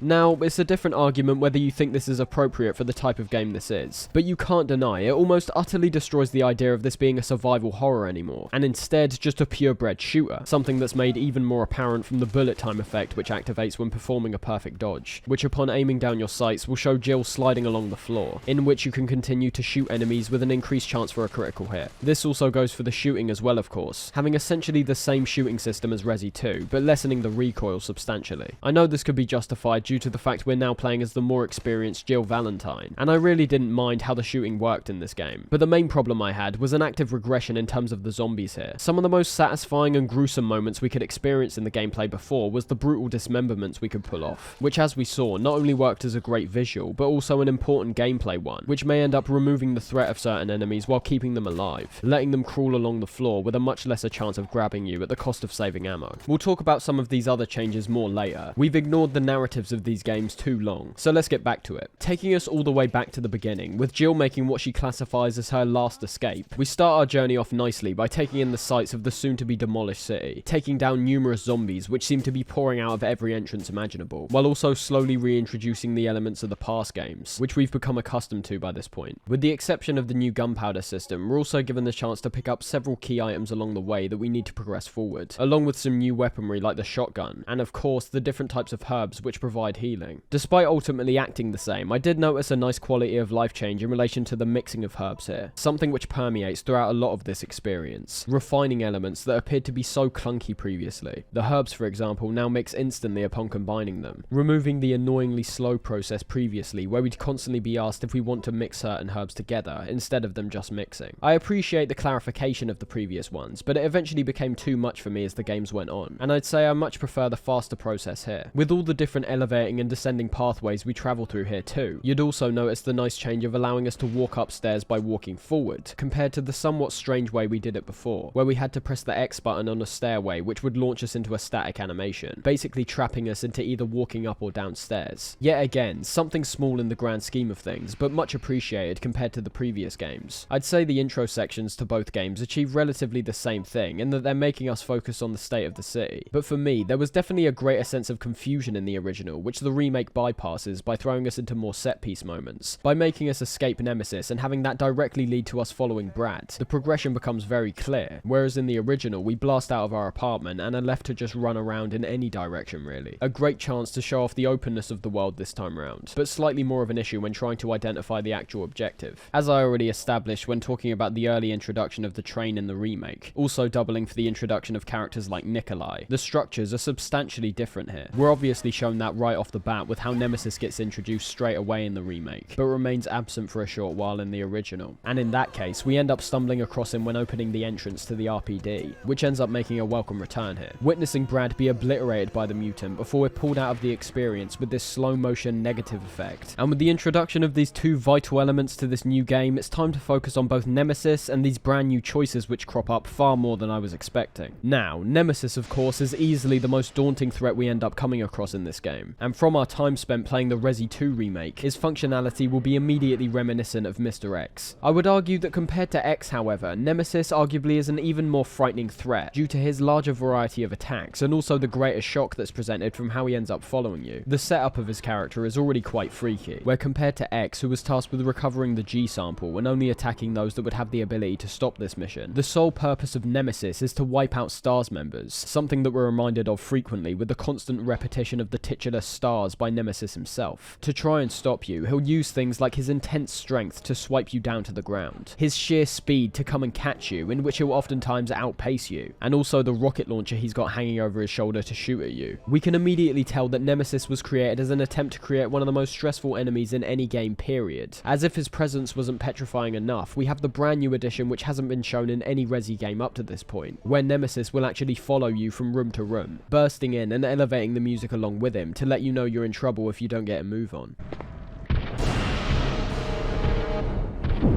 The only periods where we're genuinely safe from Nemesis after he gets introduced in a certain area is in the safe rooms, and in the short periods where we're playing as Jill's partner Carlos later on. The game doesn't make you aware of this though, which I think was a fantastic and really the only appropriate decision to make here, even though there are the safe spaces which I mentioned. Nemesis sets you up with the idea that he'll follow you regardless of where you are and who you are, having this really exciting and tense atmosphere for a large amount of your playtime here. There is one big caveat when talking about the remake though, and that's the fact that they've basically ruined Nemesis entirely by reworking his functionality. He's still an intimidating force. Starting off, he's absolutely terrifying with his even more intricate design and clomping footsteps. But as we progress, we notice that Nemesis is so restricted to certain areas that the feeling of being consistently hounded by him is gone. What they've done with the remake is really strange. It's like they blew their load with Mr. X by creating the perfect ongoing threat and didn't want to repeat themselves with the Resi 3 remake. But I really feel that when you're dealing with Nemesis, the only way you wouldn't end up disappointing people is by trying to faithfully recreate what we had in the original. His appearances here are so sporadic and oftentimes underwhelming that we both don't see enough of him this time round, and when we do, it's usually within a set piece where we hardly have any control over what happens. There are still moments like this opening one where he ends up retaining elements of what made him great in the original, following us and leaping around in a very ferocious way that keeps us on our toes, but those really are the exception, not the rule. Something that both games end up retaining though is what happens when we try to take out Nemesis in these kind of gameplay moments, the ones that are removed from the boss fights. It's an important thing to realise that Nemesis is not invulnerable. By attempting to fight him, we'll notice that after enough firepower, he'll end up getting stunned and going down on one knee, continue firing and he'll be temporarily knocked out, while at the same time dropping some parts on the ground we can use for our weapons. In the remake, this includes things like some upgrades for our handgun and some ammunition, whereas in the original, he dropped 2 sets of Eagle parts, which could then be combined together to create an entirely new and more powerful handgun known as the Eagle, having a much higher chance for critical hits, with the only real drawback being the fact it can't use enhanced ammo. I love these kinds of optional rewards, as they aren't essential at all to complete the game, but give you a satisfying reward for standing toe-to-toe with Nemesis, and actually succeeding in your battle. Overall, Nemesis in the original is basically a more intense X, definitely expanding on what we saw from X in the B route of Resi 2, and creating an enemy that genuinely lives up to its name in every way. While the remake perfects his image, they let him down in too many facets to be considered either faithful or anywhere near as intense as the original, which is a huge shame. I feel like it's one of the biggest pitfalls the remake has, as Resi 3 was basically all revolved around Nemesis to begin with. It's like they missed one of the biggest reasons people loved the original. That wasn't all we were focusing on though, remember. We were also presented with this brand new branching path option, which we previously heard about in the instruction manual, but only experienced for the first time outside the RPD. This is a feature referred to as live selection, small and fairly sporadic moments which occur during cutscenes, where as opposed to putting the player directly back into the gameplay, 2 choices are given to how they like to handle a situation. This first one, for example, gives us the option of taking on Nemesis or running straight into the RPD. The choice may seem initially simple, but due to the fact the consequences of these choices are left entirely unsaid, you have to somewhat question what the actual benefits would be towards staying to fight Nemesis instead of escaping. That's easily my favourite part of this mechanic, on top of being something which is actually used a fair amount, not sticking out as a strange random moment which only happens a few times. But as I mentioned, an actual mechanic is the results that we garner from these, which absolutely encourages at least one replay just to see what alternate options result in. I imagine most people will run straight into the RPD here, as Nemesis seems like such an unstoppable threat, but it turns out that if you actually stay to fight him, you'll gain access to the Stars card item immediately, an item that has to be used later on and will have to be found later within the station if you don't decide to fight Nemesis here. I just think it's such an interesting addition, and for me, I think that's mainly due to its presentation, and less to do with the actual functionality of it. Realistically, you can imagine all of these choices being put straight into the gameplay without a binary choice being given. In this first example, if we were put straight back into the gameplay, something which can still actually happen if you don't input your decision within the fairly short time period, you would basically still have the 2 choices of staying and fighting or running away. As it stands though, I still found this new life selection an interesting inclusion that presents a new kind of replay value, and yet another inclusion which makes the player feel fully in control, that all the choices they're making are theirs, with the potential pitfalls they may fall into along the way also being theirs. And as seems to be the tradition with the remake, this seemingly integral mechanic mechanic, which ended up being one of the standout features that distinguish Resi 3 for me, is gone. I'm not particularly sure why they thought it was appropriate to remove something as vital as this, but I suppose if I was to hazard a guess, it might come back to both their structures once again. They're such different experiences that most of the choices would understandably have to be changed, in quite a large proportion too. It's not something that entirely destroys the experience, but once again just something else that's being removed in an increasingly unfaithful remake, when the whole concept could have potentially been due with even more expansion, with more choices that could have been even more impactful compared to the original. As the events which play out in both versions are so drastically different at points, talking about the RPD section comes in the form of two completely different contexts. For the original, as we just saw, we play as Jill after just encountering Nemesis for the first time, whereas in the remake we're put in the shoes of Carlos, a character that still appears in the original but is given nowhere near as much playtime or focus. I love this unexpected return to Resi 2's setting, even if a large amount of the station we're familiar with is locked off. But what the remake does very well in a few cases here is set up events that we'll eventually see play out in Resi 2, the most prominent of which is shown off immediately when arriving, discovering that not only was Marvin bitten by a zombified Brad, who actually ends up bizarrely speaking to us while in this infected state. Sorry.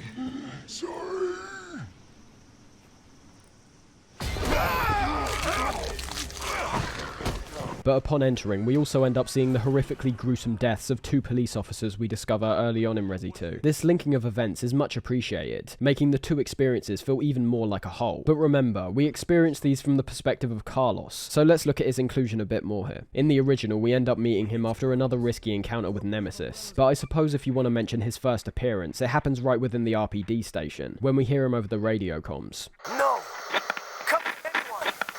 Our platoon is cut off! The remake sees us meeting him much earlier on, albeit still coming off an encounter with Nemesis, and the most interesting part of his character starting off is the organisation he's working for. He's not STARS, he's not police, but a mercenary of Umbrella, presenting an interesting dynamic immediately due to how evil everything associated with Umbrella has been up to this point. His character eventually ends up being quite a poignant message about how the perception of corrupt companies like this aren't the whole. Jill's initial hesitance to associate with Carlos fits well in terms of her aversion to Umbrella, but it becomes clear very quickly that Carlos feels no particular way towards the corporation. He's a mercenary that was drafted in to contain the zombie outbreak and nothing more. Once again, it sets us up with this potentially precarious situation, putting our trust in someone that's working with our biggest enemy, while at the same time keeping one eye constantly open in case he were to betray us in the interest of Umbrella. The Chad Carlos, which is presented in the remake, is exactly the same for the most part, with the biggest switch up being the occasions where we take control of him in the future, happening only once in the original and a couple times in the remake, working better in my opinion to draw us closer to his character and simply vary up the gameplay at points. Either way, we've got no choice but to help him and some of his teammates get a train moving, which is our main objective after we're done with the RPD section. Looking at this area in the original is a perfect example of how different Resi 3 actually is in terms of the overall experience. Going back through some of these areas, we're given reminders of things we had to do in Resi 2, unlocking different parts of the station with keys, pushing statues to unlock a key item. What I'm referring to is the idea that puzzles have been stripped way back in this game, a Resi staple whose absence was noticeably felt by me. Not only is there no real sense of any kind of puzzle in this station outside of finding a few items to unlock some areas, but the game as a whole focuses much less on the brain teasers we've become accustomed to, and as I mentioned, focuses more on puzzles within the environment. This is shown off when acquiring the parts for the train, being laid out across several different areas and buildings, in which we oftentimes need to use other items to gain access to these places. We need to collect 3 in total, those being a power cable, a fuse, and mixed oil. Technically 4 if you count the oil additive, and they're all found using navigation and item management. The oil is found within the uptown section of the map inside some Umbrella offices, in which we need to use items like the wrench and fire hose to put out the fire which is blocking off the passage to it. The fuse is found inside the substation, an area that contains one of the few genuine puzzles in the game, and the machine oil is found inside the gas station, which we need to unlock by using both the rusted crank and wrench items. I enjoyed how this objective really played into the openness of the world, simply highlighting all the essential locations on the map and not railroading you into a certain way of collecting these, instead leaving it up to you what order you want to obtain these in. Not that it makes any real difference, you're still ultimately collecting the same things every time. It just presents a freedom to a concept that was oftentimes incredibly linear in the previous games. Starting with the oil, as I just said, we need the fire hose to put out the initial fire blocking off the pathway, a nice showcase of both the water and fire effects which have been improved significantly, and upon reaching the offices we rediscover Carlos in the midst of having to put one of his allies down, in the classic cliche moment of being initially resistant before blowing them up to an even more insane degree than any other threat they've come up against.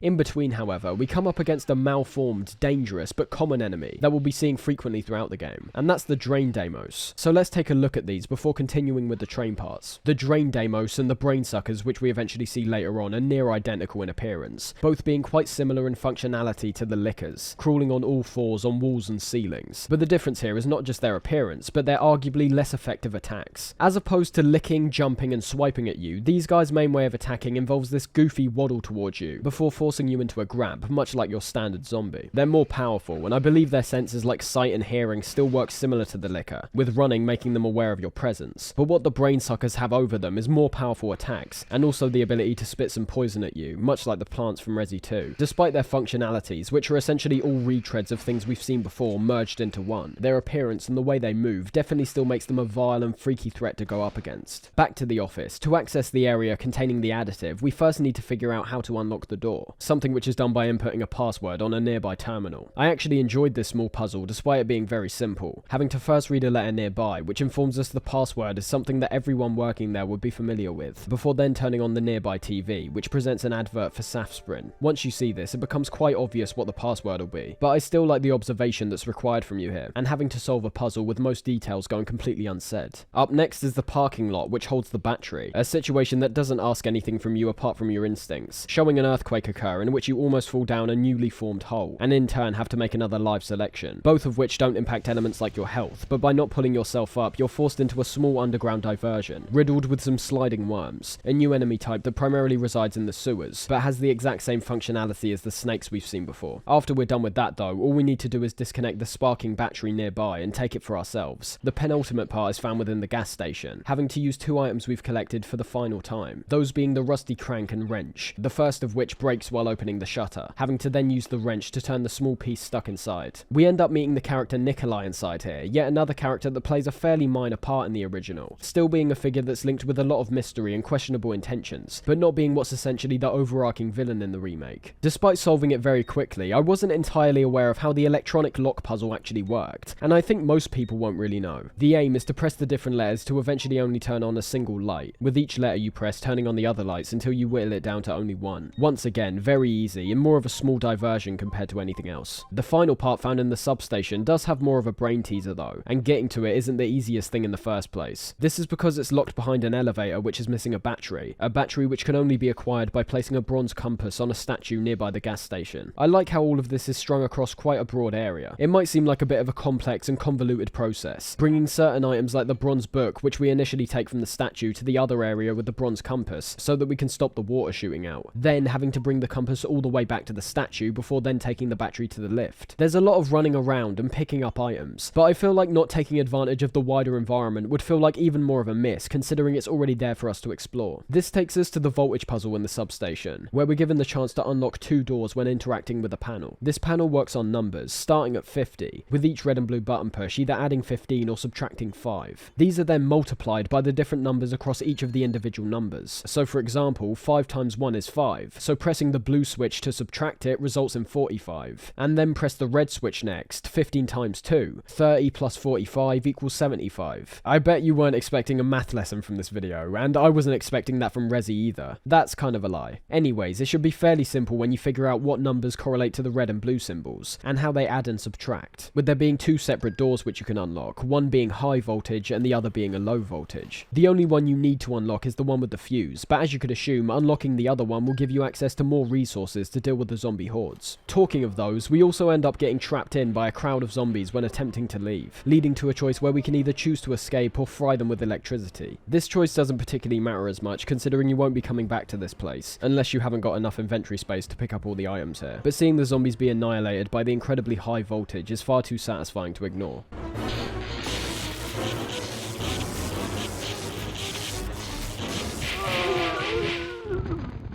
With all the parts collected, we're finally ready to move on to the next area, and as a whole, this up and downtown segment is not just the most memorable part of my experience with this game, but also easily the most ambitious. It may not have been perfect, as I definitely felt even more lost due to the larger gameplay area and the increased merging of more action with essentially the exact same playstyle of the previous games, with only minor modifications to adhere to the action. I still very much enjoyed my time with it. The puzzles that were here felt satisfying to solve and required just as much intuition on the player side of things as both the previous games, and it's definitely definitely in this section too when Nemesis really shines, pursuing almost non-stop at points and becoming increasingly more intimidating with how some of his random appearances are set up. But remember, we also need to talk about the remake here. It's just the fact that so much of this section's been stripped out that it may flow slightly nicer, but is nowhere near as ambitious or all that interesting, to be honest. The saddest part about the remake is how lazy it seems, whilst at the same time trying to stay faithful. We end up finding items like the Red Jewel, which aren't used to access the different areas like the gas or substations, but instead are put into this railway clock to unlock helpful but ultimately optional items. You are still doing the same objective of trying to get the train back online, but the different parts we need to collect are all completely removed, now removing all of the puzzle elements which were fairly underdone in the original, despite a chance for expansion here, and now having our main goal being to get the power back on so that we can reroute the train to the right location. There are some undeniable positives here. I like the more in-depth setup we see with Nikolai, making him not just an antagonist, but also one with defined motivations and beliefs. Due to objective markers and the new camera system, I imagine progression would be simplified for the majority of players. The visual design of the location is fantastic, with all the bright neon signs and pure destruction that we see, and despite the cutbacks in terms of the dismemberment, the action is arguably even better than Resi 2, just becoming more of a shooter as a result. Outside of that though, there's so much missing. The area we explore is so small when breaking it down, more verticality in some interiors which have been repurposed, but overall less environment to explore, which in terms of a remake can only be seen as a negative. In fact, with the modern day gaming conventions they've inserted like waypoints and objective markers, I think they should have tried to go even bigger than the original here. Something else we see is what I assume is the construction area, the one which gave us access to the substation elevator before, which has now been given a nice redesign to adhere to the drain demos found in this area. The way we get to it has been entirely changed from the original, now being its own removed part of the area compared to before where it worked as a branching off point between several different areas. But the most noticeable change are the demos themselves, still being revolting in appearance, but now appearing much smaller, and being less threatening as a result. The introduction to these guys is vile, but still great, showing one of them grab Jill from above and shoving their gross tongue down her throat, also introducing us to the poison mechanic that we should be familiar with by this point. The enemies themselves though are minor threats now compared to the fairly menacing ones from before. They crawl along walls and ceilings, just like last time, but now deal out minor damage and can be taken out much easier in return, usually only taking a few shots at most. A very strange redesign for an enemy that I found to be distinct in itself, although I guess if they're staying closer to the idea of the link between Resi 2 and this one, it would be a bit peculiar to have an enemy acting exactly like the Lickers. After we've got the power turned on, it's time to reroute the trains, something we do in the only type of puzzle moment in this section, where we need to preemptively guide it to the correct path from a nearby terminal, and then we're away. It should be noted that halfway through this section is when Nemesis makes an appearance, being daunting, as I mentioned when initially talking about him, but losing the impact by being reduced to solely this section, and admittedly having the shock value dampened by the recent and damn memorable experience of Mr. X from Resi 2, and also the fact that it would almost appear strange if he didn't follow us inside buildings and such. The shock from the original was due to the loading screens between doors. We had already become accustomed to the idea that when we leave an area we wouldn't be followed through doors, and also when entering an area we won't be greeted with any zombies in the animation, a convention which was cleverly broken one time in Resi 2 and definitely shook me when it happened. From here though, the games vary quite significantly, with the remake entering a pursuit from Nemesis and in turn jumping straight to the sewer section, whereas the original shows us entering the clock tower area, an area of the remake that is so drawn back that you only see its appearance from the outside, with no interior exploration to speak of. It's a shame in some cases, but a relief in others. I still would say I enjoyed the clock tower section overall, but as we'll see, there's some fights that we get into here which were borderline infuriating to get through. We end up at the clock tower after Nemesis busts his way onto the cable car, seeing Mikhail make a sacrifice which ends up throwing Nemesis far behind in his pursuit for us, but at the same time almost annihilates the entire car in the process. This is where we're given another choice, one of which sees us jumping out a window and entering the clock tower from the back, while the other has us pulling the emergency brake and crashing right into the front. Initially a seemingly arbitrary choice, but with some consequences which make them even more impactful. Entering through the back gives us some freeze rounds from Carlos, something which could potentially be useless if you didn't find the grenade launcher like myself. This may be important however, as although you're being more equipped with this ammo, the alternate choice sees Carlos crop up in a boss fight with Nemesis later on, not giving us any supplies, but destroying his rocket launcher in the process, making the boss fight slightly easier. Entering the clock tower, we're presented with a location that is much more familiar to fans of the previous games, being very similar in both visual and structural design to the Spencer Mansion from Resi 1, with all the secret passageways and doors locked with mysterious keys to boot. In a bid for an escape via helicopter, Jill sets upon the idea of ringing the clock tower's bell to attract their attention, hopefully being able to be evacuated in the process. This leads to yet another section filled with enemies, the main one still being zombies, but also seeing the reappearance of spiders, who function exactly the same as in Resi 2. The puzzles that are found in this section are probably the best in the game, game, as they stand alone as individualized puzzles and not glorified fetch quests. We end up finding a lot of supplies scattered throughout the clock tower, not just giving us a helping hand for the different kind of foes we're going up against inside the building itself, but also giving us a large stock of ammunition that we're inevitably going to end up burning off against Nemesis later on. I love the look of the clock tower. In terms of Resident Evil, there's already something that seems so nostalgic about it considering the first game's appearance, and returning to this style of environment after seemingly being left out in the uncharted wilderness for so long presented a sort of catharsis for me. And as for the puzzles, these call back to the more elaborate processes of earlier games too, not being revolved around stemming water flow or rerouting electricity, but interacting with music boxes, paintings, and crystal balls to unlock items. The first of these is a fine little puzzle, nothing too complicated, as it's basically working off a very obvious trial and error process where we need to move the different notes to the right positions, so the song that we hear is played entirely in tune. This gives us another key which we need to combine with the existing clock tower key we've used to get up to this point, something which could potentially stump players if they aren't closely examining the key's purposes and how the locks on certain doors are described. Turning on the clock tower is all about getting a couple gears to get the bell ringing, the first of which is lying right nearby the music box, using the same shining technique as other items in the game, and a technique that I wish was applied to pretty much every item here. It might seem slightly overkill, but due to the heavy pixelation which is still present here, items like the ink ribbons and pretty much any item that isn't distinctly coloured can potentially be overlooked. I mean, the ink ribbons are plain ridiculous. They're not only quite literally a few pixels on a screen, but their colour blends into so many of the backgrounds here. Luckily, I think they were aware of this, placing them primarily next to the typewriters, instead of being aimlessly scattered around. When Nemesis eventually arrives, we're given the option to either fry him with the nearby electrical wires, or to blind him with the lights. Although dealing damage from the electricity may seem like the better option, also resulting in a potential gun part due to how it instantly knocks him out. Shining the light actually knocks him off the building, removing his ability to chase after and potentially damage you while inside the tower. As for the clock puzzle with the different balls, I'm aware of a slight frustration here that players felt due to the fact there's multiple different solutions, depending on what time the middle clock gives. There's 6 known solutions in total, all of which shows you placing the 3 balls under the 3 different clocks. However, I was not aware of this at all. I was really just going off the descriptions, using my own intuition and guessing to associate the different balls with how the paintings are described. What I'm saying is I got very lucky, and looking at the puzzle from an outside view, I'm not sure it would have been immensely difficult, but a bit more frustrating than what I went through. The clock hand should always be reasonably close to 12 o'clock, so it's fairly clear that's the time you should be aiming for. Trial, error, and learning is once again the key here though, with each 3 of the balls adding and subtracting different amounts of time depending on which ones are placed under which paintings. Ergo, different starting times, different sums, lots of different outcomes. And if you don't understand, much like a lot of the best Resi puzzles, you're not going to get it. That's what I meant when I said frustration. I like the brain teasers the best, and realistically on repeat playthroughs, I'll await moments like this with even more joy due to its wider variety of outcomes and solutions. It will likely bring something fresh to an experience that could realistically play out very similar each time. That's the clock tower section basically finished, getting the second cog which we can then combine with the first cog to ring the bell and call the helicopter. Obviously not going to plan when it gets shot down by Nemesis, taking us to a boss fight against him, one that I'm in no way a fan of. But before we get to that, let's get up to speed with the remake's progression. An entirely different and more drastic jump forward than we previously saw. The sewers are very similar in appearance to what we saw in Resi 2, a haze of green and grey, rusted pipes and pathways around every corner, dirt and grime filling up every surface. I think a lot of game developers attach to sewer environments for this grimy look, but I think it should ultimately be used sparingly in game franchises like this. Resi may be the only game franchise to rightfully get a pass in this regard, due to the fact there's this sort of unspoken constant homage that occurs with all of its sequels, where they keep putting particular areas in certain orders no matter the game. The lab sections, for example, always crop up during the final leg of a Resi game, and the sewers are no different in this regard. My only issue is of course the similarity here though, and the type of area they're recreating. A perfect example is the swamp sections from the Dark Souls games. The first time round, while journeying through Blighttown, it's a brand new and challenging type of environment, where not only is your vision limited by the darkness surrounding you, but the swamp itself restricts your movement, requiring a new thought out approach on the player's part. Fast forward to Dark Souls 3 and they've put the swamp section in pretty much every single game they made past Dark Souls. There's no longer anything unique or challenging about them, it's just going through a new variation of something we've seen done to death by this point. And much like in that instance, the only thing spicing up this part for me was the new enemy types we see, some different ways of accessing the next area, and the new structural design. The new enemy type we see lurking in these tainted waters is the Hunter Gamma, still making an appearance in the original, but a more minor one than we see here. Their appearance is also changed quite significantly too, basically appearing as a lesser version of a hunter in the original, and acting the same to boot, jumping and slashing at you being their primary ways of attacking. Here though, it might as well be a different beast entirely, towering in size and appearing featuring more like a big head propped up on two small legs. Due to the sheer bulk of these guys, no way is hacking and slashing their main way of attacking. Their functionality has now become almost interchangeable with G from Resi 2, only lurking within the sewers and having a grab be their main way of dealing damage. The difference here though is that they're definitely more threatening. If they manage to get a hold of you, it's an insta-kill no matter what, which may seem slightly extreme and definitely brought more than a few frustrating deaths for me, but ultimately I'm actually not that annoyed by their insta-kill nature. To me, it felt like a delayed lesson in terms of your positioning during combat, as well as making players realise how useful the dodging mechanic is here. Their weak point is revealed when they open their mouths, which just so happens to also be when they're attacking. Even with a shotgun, I found that stunning them took more than a couple shots, meaning the best way to deal with them would be to either keep a far distance so even if you don't end up stunning it, you're out of the danger zone, or dodging away during its attack and retaliating swiftly afterwards. Either way, trying to run away while it's already entered its attack phase oftentimes led to me being unable to escape, which as I said, brought frustration at points, but became a satisfying enemy type for me on reflection. Back to our progression through the sewers, I think there's something noticeably a bit lazy to me here, that I'm still trying to put my finger on. The first thing that comes to mind is the battery pack item, which is used to unlock the bulk of locked doors in this section. No puzzles which unlock individual keys or really any real navigation that needs to be thought out. We're given an item that's multi-purpose, with the only quote-unquote puzzle being a moment where we need to use the battery pack to first unlock a door, and then go back on ourselves through this new unlocked pathway to pick the battery back up, so we can use it on other doors ahead, much like the doors activated by the chess pieces in Resi 2. Outside of that and the grenade launcher we find inside here, which also introduces some new types of gunpowder, there's not much to really be said here. The sewers here are a 20-minute transitionary moment at most, dealing with only one type of enemy while including near to no puzzles. It's fine, just once again I was hoping to see more expansion here for a game that ended up taking drastically less time to complete compared to the original. The gamma are cool, the progression is still smooth, but coming out of the sewers and being grabbed from the head by Nemesis tells us it's back to this frenzied state once again. The cutscene which leads into this being one of the more standout pieces of iconography from the entire experience. And I suppose that goes for this set piece as a whole, heading into this construction site in a bid to escape Nemesis once again, while he uses his newly acquired flamethrower to burn the entire place to the ground. The increasing flames are impressive enough, frequently getting pulled out of the action for small periods to witness the sheer coolness of Nemesis, something that appears fantastic visually, but slightly annoying when actually playing the game. I also love the literal elevation we see here. With the only way to go being up, we end up getting these fantastic views of the city while climbing up, and also when occasionally falling to our death from the ongoing dilapidation of the building. This does also end up applying to the boss fight, seeing the huge skyscraper-filled city landscape surrounding us, as we go toe-to-toe with Nemesis, still wielding his flamethrower, and performing several types of attacks with it to try and wipe us out. To any seasoned video game player, it will be obvious immediately that the weak point here is the huge fuel tank loaded onto his back. But just in case you can't see it properly for whatever reason, they felt it appropriate to remind you of this fact straight away.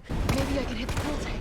Just to strip away any sense that you're dealing with this boss fight by yourself. The visuals are brilliant in terms of his attacks, all being centered around fire of course, either letting loose and spraying out fire all across the arena, or shooting upwards and raining down some AoE hellfire which you'll need to avoid. Even his standard hits play into the fire here, seeing flames bursting out even while he's just swiping at you. I didn't mind this boss at all really, the area has a minor amount of clutter, but this actually works effectively due to the fact the arena isn't cramped to begin with, instead working as a way to get away from Nemesis and get some distance to deal some damage. If you're using weapons like the grenade launcher and shotgun, the fight will be over very quickly, but there's still the nice addition which was present in both the Resi 2 and 3 remake, where extra items will be scattered around the arena in case you're running low. A luxury that was simply absent from the past games due to their hardcore adherence to exploration and inventory management. I haven't mentioned the inventory management at all for this game particularly, as ultimately there's not much else I can say about it. For the original we start off with 8 slots just like Resi 2, once again being able to be expanded with a side pack after a certain point in the game, whereas the remake also starts us off with 8 but can be expanded all the way up to 20 spaces with the numerous hit pouches we can find. A figure that might sound extreme, and kind of is, but also when taking into account the fact that weapons like the grenade launcher take up 2 spaces this time. It's definitely overzealous, but still may lead to you having to rejig and potentially discard certain items for others. As for the original's boss fight, it's basically incomparable, outside of the fact it's also the first time we're forced into fighting Nemesis with no option to escape. This time we're fighting outside the clock tower, no no big set piece revolved around a construction site, and no flamethrower either. As I mentioned earlier, you may not even be dealing with his rocket launcher depending on what you did on the cable car. This fight was not anywhere close to enjoyable for me, however, for a number of reasons. Nemesis himself isn't really the problem. He's acting in the exact same way that he usually does, stalking and dashing you, which would have been okay if it wasn't for the dreadfully restrictive arena. I initially thought I was just playing poorly, and I suppose to a certain degree I must have not been approaching this fight the best way, as I found myself constantly going on the run from Nemesis with no real opportunity to dodge or stun him before he starts going into a full-on sprint. But elements that started to really frustrate me in the few attempts this took for me to complete were definitely how tight everything is, making it so that even if you manage to dodge his attacks, there's a large chance that you'll be backed into a tight situation and still take damage. I also didn't like how unclear it was in relation to our health, with there being some points where I thought I'd be completely fine from an attack before getting picked up and annihilated in one hit. A lesser issue if it wasn't also for the fact we obviously don't have a checkpoint here. Every time we die, we're brought back to the last point we saved. Annoying off the bat, considering no matter what, you'll need to repeat the process of ringing the clock tower bell, but possibly even more annoying if you didn't save right beforehand. Something that's likely not to be the case for a lot of players due to the fact you're thrust right into the boss fight from a cutscene when you leave the bell area. At the end of the day, it all comes down to the arena for me. I had no issue and actually thought taking out Nemesis in this state was pretty exhilarating, regardless of where you're fighting him. The arena though, mixed with the potential reset annoyances, all on top of the fact the dodge wasn't the most functional mechanic I'd ever experienced, with the camera angles now really getting in the way of what's supposed to be an all-out brawl. I didn't think it was great to say the least. Broaden the arena much like the remake did, while still including the different structures around the area to run and hide behind, and you've got a boss that would at least be tolerable for me. As it is, I'm not a fan, although it seems like we defeat Nemesis here as he stumbles his way into the nearby fire and swiftly collapsing. There's once again that sense, much like Birkin or Mr. X, that we're likely not rid of him quite yet. This is where something quite interesting happens, with Jill not only being run down from her fight, but as it turns out has also actually become infected with the virus. From here, we end up switching roles for a temporary period of time to Carlos, equipped with a pistol, an assault rifle and some ink ribbons. Although I was initially concerned that this would be yet another moment where taking over a character doesn't feel entirely satisfying, due to the fact we're taken away from both our protagonist and our equipment. I think the sole addition of the assault rifle makes this section pretty great. It's another one of those weapons which doesn't work off ammo, but instead a percentage meter, and it's stocked up enough to the point where as long as you're using it wisely against the upcoming threats, you won't particularly have any ammo concerns here. This transition does also happen in the remake, but there it happens both more than once and in completely different contexts. It still happens around the same point in the game's runtime, but instead of starting in the clock tower, we end up back at the RPD, where Carlos and the character Tyrell have to track down Dr. Nathaniel Bard. And with assault rifle in hand, the game ends up becoming COD zombies with the large amount of zombies festering throughout the station. I can't deny, I had fun during this section. Mowing down zombies with a powerful rifle, which would otherwise have been a fairly imposing threat, was satisfying for me. And it's not like it differs too far from the original in that regard. Even though we're heading through a hospital in that case, there's still moments like when we come out of elevators where large hordes are placed right in front of you, with no other option than to unload. There are slight inconsistencies here which I don't believe crop up in Jill's run through of the RPD. These would be things like the ability to unlock the safe containing the hip pouch, something that shouldn't really be possible due to the fact this hip pouch is left behind for Leon and Claire by the time they end up making their way here. But I'll be honest, that's quite nitpicky. At least there's something here that's encouraging some optional exploration on the player's part, even if it is in relation to puzzles we've already seen. As for the original, things get a bit more intense right off the bat, once again in where I have to presume it's because this is the only section with Carlos. As opposed to the RPD where we're only dealing with threats we've seen before like zombies and lickers, the hospital reintroduces some more dangerous foes, which I should preemptively mention is also the case for the remake, just later on. The first new enemy type we discover is the reappearance of the reptilian type hunters, which we saw from Resi 1, this time being referred to as the hunter betas and appearing even more malformed, with these red growths cropping up over their head and body. And in terms of their abilities, it's said that during their experimentation with the alpha type, the main aim with the beta was to enhance performance abilities, decreasing their attack power somewhat, but having them become more agile as a result. I'll be honest though, in a gameplay sense, they're pretty much identical to what we've seen before, jumping and swiping being their main way of attacking. I still think they're one of the best enemies introduced to the series though. Agile and pacey, they're always frightening when they appear no matter what equipment you have. But at the same time, the drawbacks of their oftentimes inaccurate jumps which can be ran around, and the large surface area they take up, making it so that more of your shots will land and stun them. They've always presented a nice balance. As we work our way through the hospital, we eventually end up discovering Nikolai once again, after we've already assumed he was dead from the gas station explosion.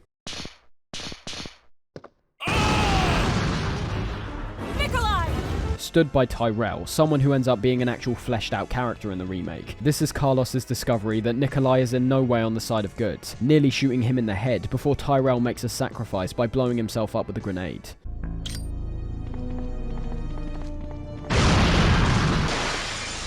Outside of that though, nothing particularly substantial occurs in the hospital in terms of both enemy encounters and puzzles. There's one earlier on where we had to use a voice recorder to unlock a door, literally being a case where we pick up an item and take it to unlock a door in the exact same room. And past the Nikolai encounter, we've got a couple more which at least has a bit more player involvement, one of which is a two-step process where we first need to unlock a secret deposit by pushing a cart into the corner of a room, something which can both be assumed due to the cart's inclusion in the first place, and something that can also be completed with trial and error, despite there being an actual solution on display.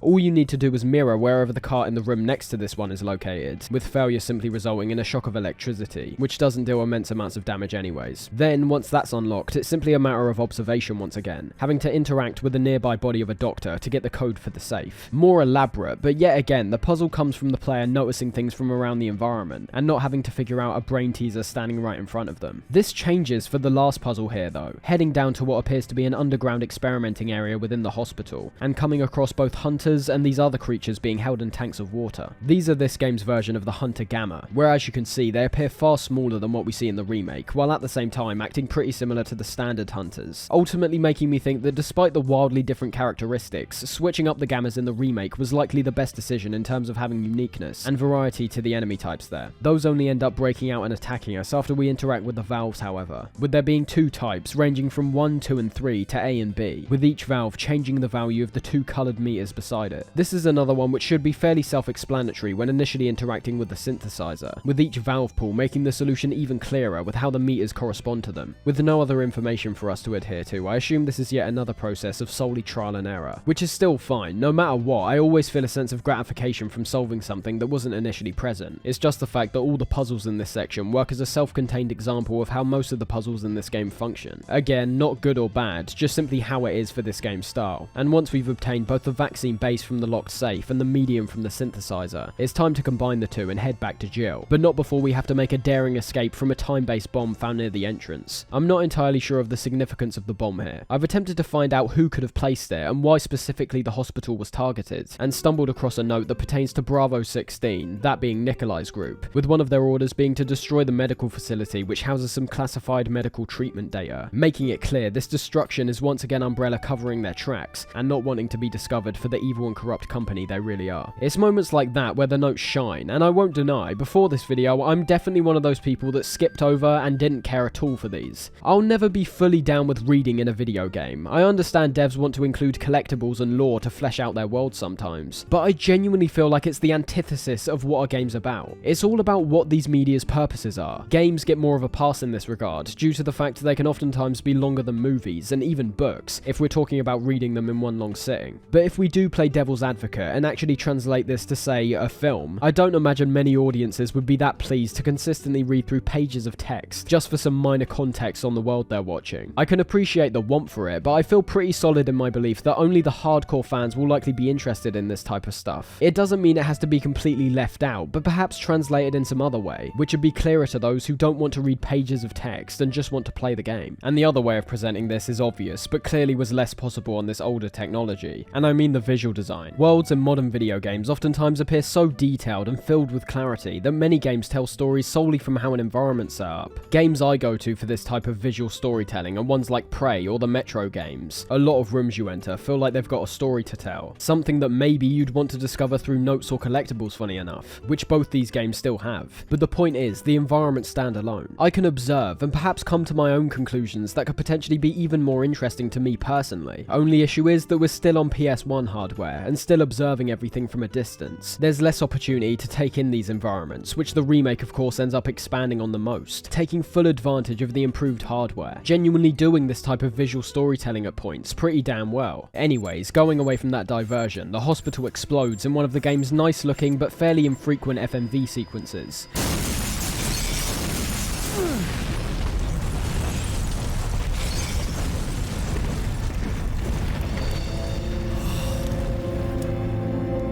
and it's then time to head back to the clock tower where we get transitioned back into Jill's perspective. This takes us to the Raccoon Park area, another area which was entirely removed from the remake. So let's see what they replaced it with. Oh, another set piece and boss fight against Nemesis. Fucking hell! Because so much was stripped out in this remake, it's strange they end up just leaving things as they are, deciding to instead restructure the experience and leave anything that's been taken out blank, jumping straight forward to different moments that basically only serve as homages to the original experience. This is one such moment. After finishing up with Carlos and the RPD, a section that ends with a panicked call from Jill, and Carlos's departure to look for her, we end up going directly into another boss fight, which once again wouldn't have been an issue for me if Nemesis was a constant like in the original. There's something that felt almost repetitive and dragging about the next encounter with him here, as it's the same old railroaded set piece that we literally just experienced when we were last in Jill's perspective, before then going into a boss fight arena. This one being a real kick in the teeth due to the fact it takes place directly outside the clock tower, a tease of what this game could have been if they didn't take so much stuff out. And despite this boss fight introducing a brand new and even more twisted form of Nemesis, and still being mostly enjoyable, there's definitely some issues I have with this one compared to others. First off, there's this weird tendency in this game to impose this tracking effect to the camera, funny enough, much like Resi 6 does, with the whole atmosphere of this game feeling quite a bit similar to Resi 6 in general, something which I believe the fanbase has ignored for the most part, despite loathing 6 quite substantially. It's a nice effect, as it keeps your attention focused on only the most intense parts of the action. I just think it works better within the context of a cutscene though, because as we see in this fight, the overuse of the effect ended up leading to frustration for me, as there's many useful supplies scattered around once again, some hiding in the crates which we're familiar with by this point, but others being brilliantly revealed as Nemesis jumps around and attacks the surrounding environment. I'm wanting to look around and actually see these things, but keep getting pulled back into this zoomed in tracking shot focused solely on Nemesis. Once again, that angle looks nice, Jill taking up the left side of the screen with Nemesis in the back, really feeding into this idea once again of you being the prey and Nemesis prowling after you. But it just wasn't functional for me. You're not locked into this perspective, it's just annoying to be constantly brought back into this viewpoint, when I think it should have just been left as it usually is. The fight itself is my favourite part though, with Nemesis appearing far more animalistic and wild than we've seen before, pouncing, sprinting and swiping on all fours, in a scenario where you seem to be a true underdog. I'd say it's definitely emulating the clock tower fight in many ways, first of which being that dodging's essential to surviving here. Luckily, we're not dealing with that cramped garden space from before, now being a circular arena centered around a statue in the middle. But with how massive Nemesis is at this point, attempting to dodge his attacks is still the primary way of negating damage. Trying to run away at the last minute will oftentimes lead to a hit because of how wide his attacks can be, and how far he can fling himself across the arena while performing these attacks. Unlike the original boss though, the way we deal with him isn't just a case of raw damage. Instead, we need to wait for him to get into some prime positions so a weak point gets revealed. These would be moments like when he's climbing up the clock tower, or running across the cars and buildings, a strategy which is made even clearer to the player from the recent addition of the mine rounds, which now have intuitively been turned into ammo for the pre-existing grenade launcher, and not a separate weapon like the mine thrower was in the original. After you figure this out, that's the only process you need to repeat, still being fairly simple, while featuring that other modern video game trope that we've already seen in this game, where Jill will basically spoon feed the player instructions on how to win this fight. But I can't deny, it's pretty great all round. I found the scale genuinely impressive, and also found the battle to be genuinely quite tough and satisfying due to how much ammo it takes to put him down, at least temporarily. After the fight, during a cutscene where we start obliterating Nemesis with the grenade launcher, and chop off one of his arms with a nearby gate, a tentacle gets revealed underneath, being a little taster of our next big encounter with him. This is the moment in the remake when Jill gets infected, being a different environment but the same routine where Jill collapses, Carlos shows up, and we're taken to the hospital segment. The layout of the hospital, much like a lot of things here, is basically unrecognisable. The first thing I noticed off the bat is that horizontally the space we explore is much wider, but vertically it's technically less due to the fact the elevators have been removed, something which I assume is another technological innovation, so there's no need for loading screens in between floors. We've got the exact same objective as last time, secure a vaccine for Jill, and realistically, outside of the structural differences which I just mentioned, there's not much to say about this section. It's of course crawling with tons of undead for us to mow down, and the completely trashed environment is wonderfully destructive and gory, but the biggest introduction is of course the hunters, cropping up in the exact same location and time as the original game.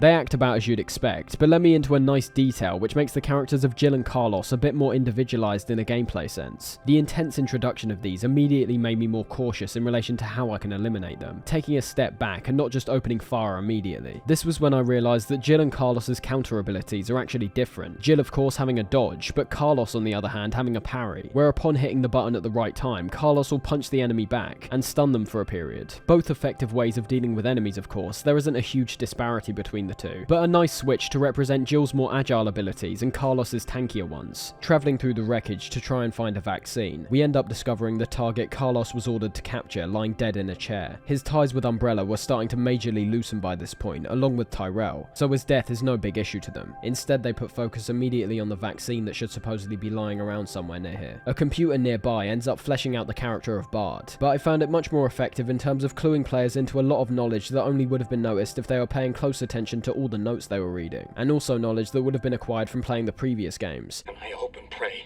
by making this recording and bringing the truth to light, that I can restore some small shred of honor to my name. Bard himself makes this video note to try restore his integrity before death. Although if we thought about it beforehand, the fact it was Umbrella tasking Carlos and his team with capturing Bard, we should already have an idea that he's likely erring towards the side of good, likely with some exposing secrets that Umbrella doesn't want to be revealed. For someone like me though, who takes a lot of these stories at face value, primarily down to the fact that any extra lore tidbits won't make me question or consider things in real life, but only enhance the franchise's world, it puts a lot of things into perspective in a really simple way. Umbrella engineered the T-virus concurrently with a vaccine which could cure it, releasing it into the world in hopes that people would come to Umbrella for a cure, and rake in a bunch of cash for them as a result. Bard was one of the doctors to work on this vaccine, keeping it in storage for when they'd be put to use. However, shortly after the Raccoon City outbreak, Umbrella realized the sheer scale of their actions, and instead of going through with their plans to sell off the vaccine, they decide to cut ties with the project entirely, destroying any evidence that connects them to the outbreak, meaning destroying the virus and also the vaccines. That kind of stuff is great. There's a real message there that translates to our real world, and might get people like myself questioning the intentions of these large corporations that actually exist. Luckily though, in the next room there's one more vaccine sample we can use for Jill, reminding me that in this section, everything has been so focused on the combat and story that all the different puzzles like the valve and safe ones have been stripped out. No combination of different items either to actually create the vaccine. We're given our objective and only have enemies and locked doorways as deterrents in our mission. Upon reaching Jill, we're informed by a news report on TV that in a day's time, Raccoon City will be obliterated by a missile strike. The infection spread throughout the city reached a point of no return, leading to what we assume is an order from the US government to destroy the city entirely, to prevent any other potential outbreaks to different parts of America. With this knowledge, it's time to make an escape, starting with the clear out process of all the zombies trying to get into the hospital from the outside. And I've got to admit, this leads to what I potentially consider the worst part of this game for me. It's not really explained why all the zombies are suddenly drawn towards the hospital. Slightly contrived, but sets up the scenario well enough. It's just the fact this scenario is one that I found immensely boring and is so clearly trying to be intense, with zombies pouring in from numerous windows and rising music to supposedly raise the stakes. I just think it failed for me though, and I'm not sure if I'm in the minority here, but taking things back all the way to the first Resi, one of my favourite parts about the encounters in that game were that because of the zombies' placement, both in terms of the rooms and where they're located in those rooms every time, even the most minor encounter became memorable to me. The zombies were a real challenge because of elements like their health and your ammo, and fast forwarding to this Call of Duty Zombies moment here, and things are so different. You're killing so many zombies that they no longer feel like a threat in the slightest. You've got so much ammo that you could have the most dreadful aim and still succeed. And then on top of that, you've got even more supplies in case you do end up struggling. The main thing here was that it was boring. The scenario isn't visually interesting enough to grip me in a spectacle regard, and by relying on combat this much, it ends up becoming monotonous, especially because it's not challenging either. I don't mind the addition of the electrical traps, which you can shoot to potentially electrocute a full-on horde. And I'll admit, even though it did become boring, starting off I was actually somewhat excited about the setup, solely because the combat is refined to the point where I thought I wouldn't mind endlessly shooting down zombies. But because of everything I just mentioned, on top of some very bizarre technical issues which seem like compensations for the engine being unable to handle what's happening on screen, I'm talking about things like zombies randomly exploding away when getting killed, and having them move around in a very slow frame rate when outside satisfied in that regard. I just found it flawed and boring once again. Back to the original, heading out of the clock tower, we get pursued by Nemesis once again. His clothes now mostly burnt off, and a huge tentacle now flowing out of his right arm socket. We don't stick around here for long though, heading out the way Carlos previously unlocked when going to the hospital and accessing Raccoon Park with a nearby key. This is one of those sections where I have no idea why it was cut from the remake. It seems far too substantial, with so many unique puzzles and encounters, that cutting it just seems slightly mad to me, even if I do simultaneously think it takes us away from the threat of Nemesis for too long, focusing more on characters like Nikolai and a boss with the Gravedigger. The area itself reminds me a lot of the courtyard section from the first game, being the first proper time we're actually seeing greenery, in a game that's filled with so much red flames and grey streets. It starts off as almost a solely exploratory section, the only enemies we initially see being the worms, which I imagine most people like myself will just run over. It's a bit of a relief considering how much action we've been getting into recently, and that continues with the first substantial piece of progression coming in the form of a puzzle. It just so happens to be one that is ridiculously easy again, and more of a trick than anything. It's another one revolved around cogs, although unlike the clock tower, they're all in place. It's just a matter of switching them in and out within a certain number of turns, which is shown in the top left of the terminal. I was initially thinking this might be the first brain teaser of the game, with the chart beside showing different combinations we can put them in to activate different parts of the nearby fountain, all of which don't actually progress anything. But as per usual with the puzzles in this game, it's just a matter of observation, where simply heading into the water and walking forward a bit will quite literally reveal the exact order you have to place the cogs in. After that, it's literally just a matter of placing them in the correct order, something which the limited number of switches didn't prevent me from doing in the slightest. At this point in the game, it seems like I've repeated this sentiment a lot. It might even seem pointless to some, but as with everything I'm doing in this video, I'm holding everything here to a certain standard which has been set up by the previous games. It's not just the fact I enjoyed the puzzles from the previous games, but they were so integrated into those experiences, they ended up becoming a staple. And when something becomes a staple, it's only natural to start making comparisons and explain how they may have potentially regressed, or merely how they've changed in approach. This game is a good example of both. They're way too easy in my opinion to even feel necessary, but at the same time, that's almost a good thing, because of the heavy focus on combat related gameplay this time round. Make no mistake, I'm not making a judgment, I think I'm too indecisive for that anyway. I'm just observing what I see. Anyways, once we get the cogs in the right order, it's time to head through some sewers into the park's graveyard, where interestingly, zombies start bursting out of the ground. Now, my immediate thought to this was, how is this actually possible? It's been clearly established by this point that people are infected via the T-virus, most commonly through a bite from someone else who's been infected. With the Raccoon City outbreak happening immediately after the game begins, you can imagine these corpses rising from the ground have had no way to be recently buried. So what's happening here? Well, I'll be honest, from what I've found, I'm still not that convinced the devs thought this one through. Searching through wikis, I discovered that Capcom has apparently responded to this already, saying the T-virus doesn't actually reanimate the dead. So, once again, what's going on? Is the T-virus the sole reason for this outbreak, or are zombies just a naturally occurring thing anyway? I know I'm clearly being whimsical with my observations here. As I said, it just seems like they didn't really think it through and came up with a traditional related answer to find a loophole to this. It's fine, although a bit of a head scratcher for those very into the lore of the series. It should be mentioned that before this section, it's important to go and recover a key found in a separate part of the park, the pathway being infested with worms, dogs, and also the Hunter Gamma, which seemingly have escaped wherever they were previously being held, now residing in the park's pond. With key in hand, we head into the door on the other side of the park, filled with all kinds of supplies and key items, that of course only have purpose within the room itself. I imagine there could be a slight confusion on how to progress here, which I primarily attribute to the pre-rendered backgrounds. With the fireplace, we need to set a light seeming fairly indistinguishable from all the other items in the room, and also the fact you need to use the lighter, which you likely have stored away in the chest and have possibly forgotten about by this point. But once the light on the other side is revealed, it's quite clear you've got to break it down with the iron pipe being held inside the room, giving us access to some kind of hidden umbrella bunker, with the supervisor's report that was likely written by Nikolai, detailing experiments with guinea pigs and the increasing threat of Nemesis. We end up encountering him after tuning into an incoming radio call demanding all supervisors to return to base, for whatever reason we don't currently know. All supervisors, mission terminated.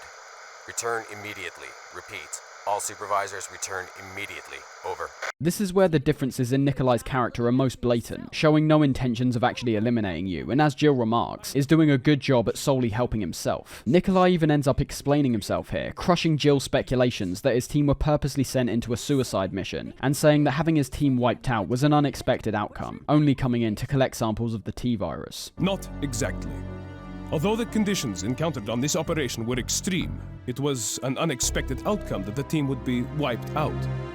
We were only required to collect live data from the subjects. When the ground starts shaking, Nikolai exclaims there's another mutant beside Nemesis out to get us, and upon leaving, we get thrown directly into the boss fight with the Gravedigger, a huge grub-like creature that utterly tears apart the graveyard, presenting an interesting boss arena where we're fighting in a tight pit, where it's now got the advantage of digging underground and surprising us. Despite my belief that this still should have definitely been in the remake, much like this entire section, I'll be honest and say I'm still not a big fan of this boss, even though I do still think it's better than the Nemesis encounter at the clock tower earlier. There's only 3 ways this thing can attack from: in front, behind, or directly below you, so in a cramped space like this, it can feel slightly restrictive. And I'd say that's still the biggest issue with all of the bosses here. The arenas are just not very good. The setup here is basically one bendy line and a small gap with water and lampposts, where we can either recalibrate while it's away or prepare for an attack. We can see where the Gravedigger's heading by inspecting the dirt that's getting thrown up from the ground, being important for both setting up your next attack by positioning yourself in the right direction, while also preparing us to dodge if necessary, as it also has the tendency to jump right out and take a bite at you. When it's not doing that or crawling underground, it simply crawls fairly slowly along the ground until he gets close enough to attack, giving you a good opportunity to retaliate in the meantime. Functionally, it's fine, restrictive environment aside, which could potentially lead to some of your dodges being rendered completely useless. I haven't got much of an issue with this one. There's a good back and forth I felt with this thing, and I majorly appreciate the different way we can actually deal with it, either putting raw damage into it like usual, or if you wait long enough, the lamps nearby will start falling apart with the tremors which have been occurring, giving you the ability to electrocute it by shooting them, with this also being an insta-kill.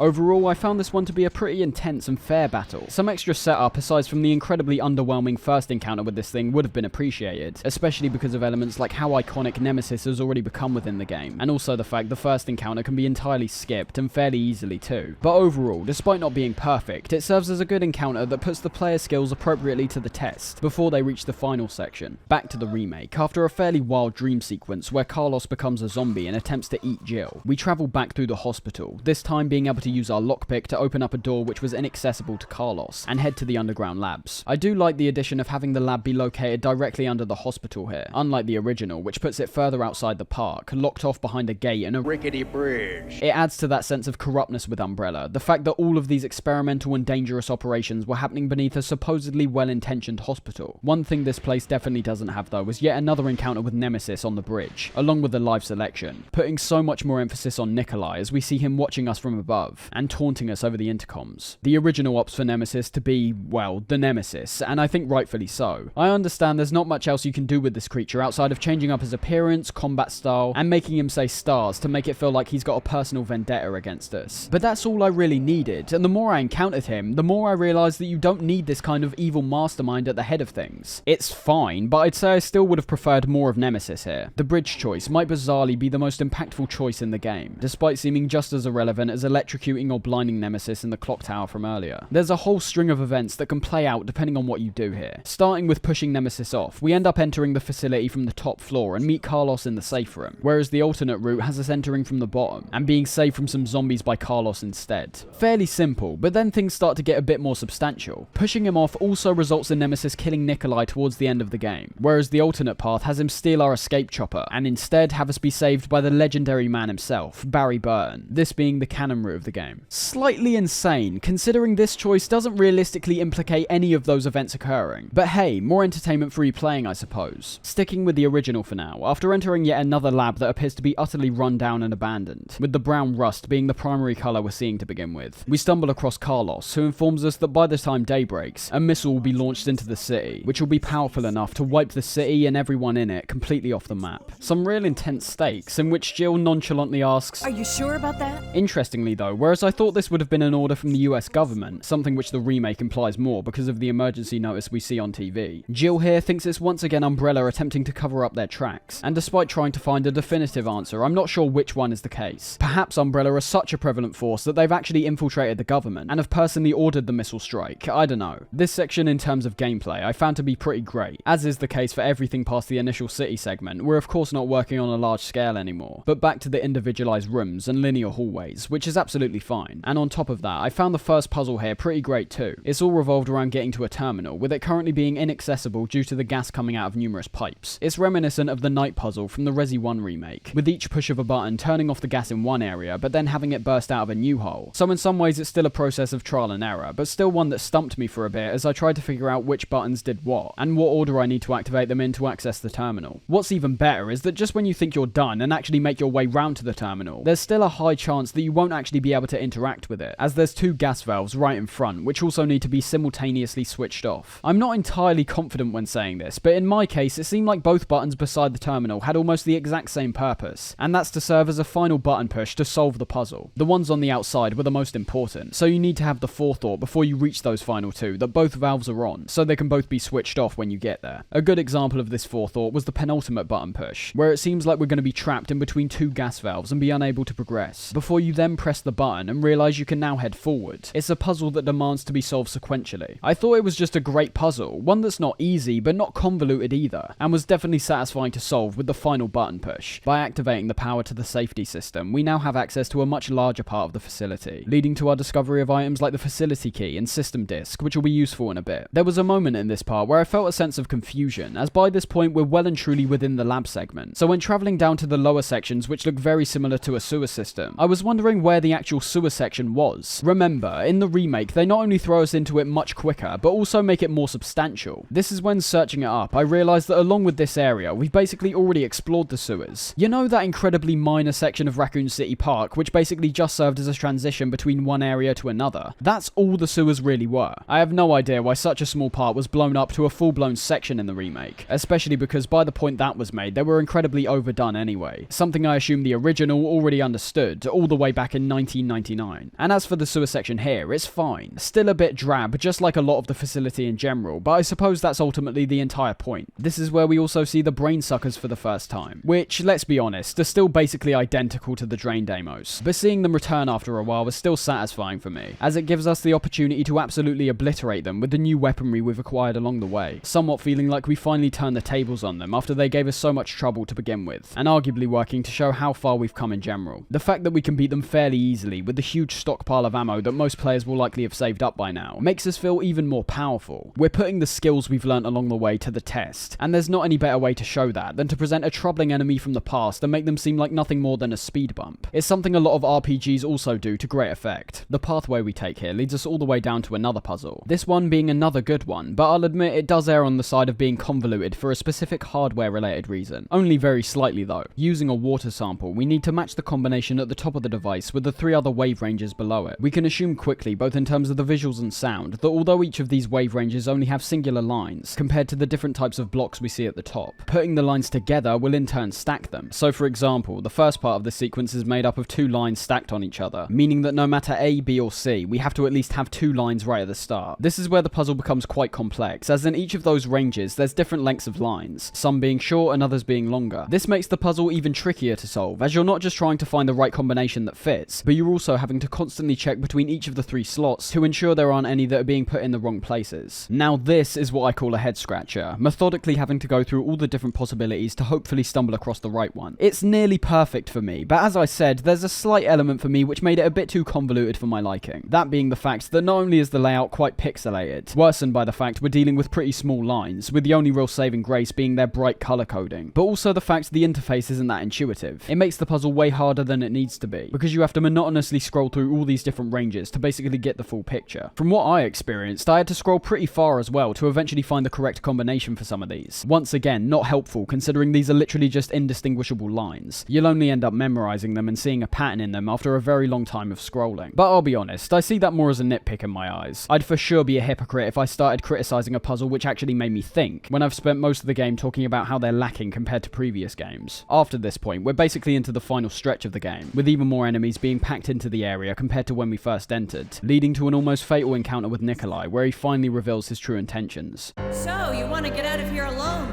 Is that your plan? I made certain none of the other supervisors survived. Since I'll be the only one who knows what really happened, I'll have more bargaining power when it comes to discussing my bonus. Then why kill me? I'm not on their payroll. They want you eliminated for reasons of their own. The amount is modest, but there is a reward to be claimed upon the confirmation of your death.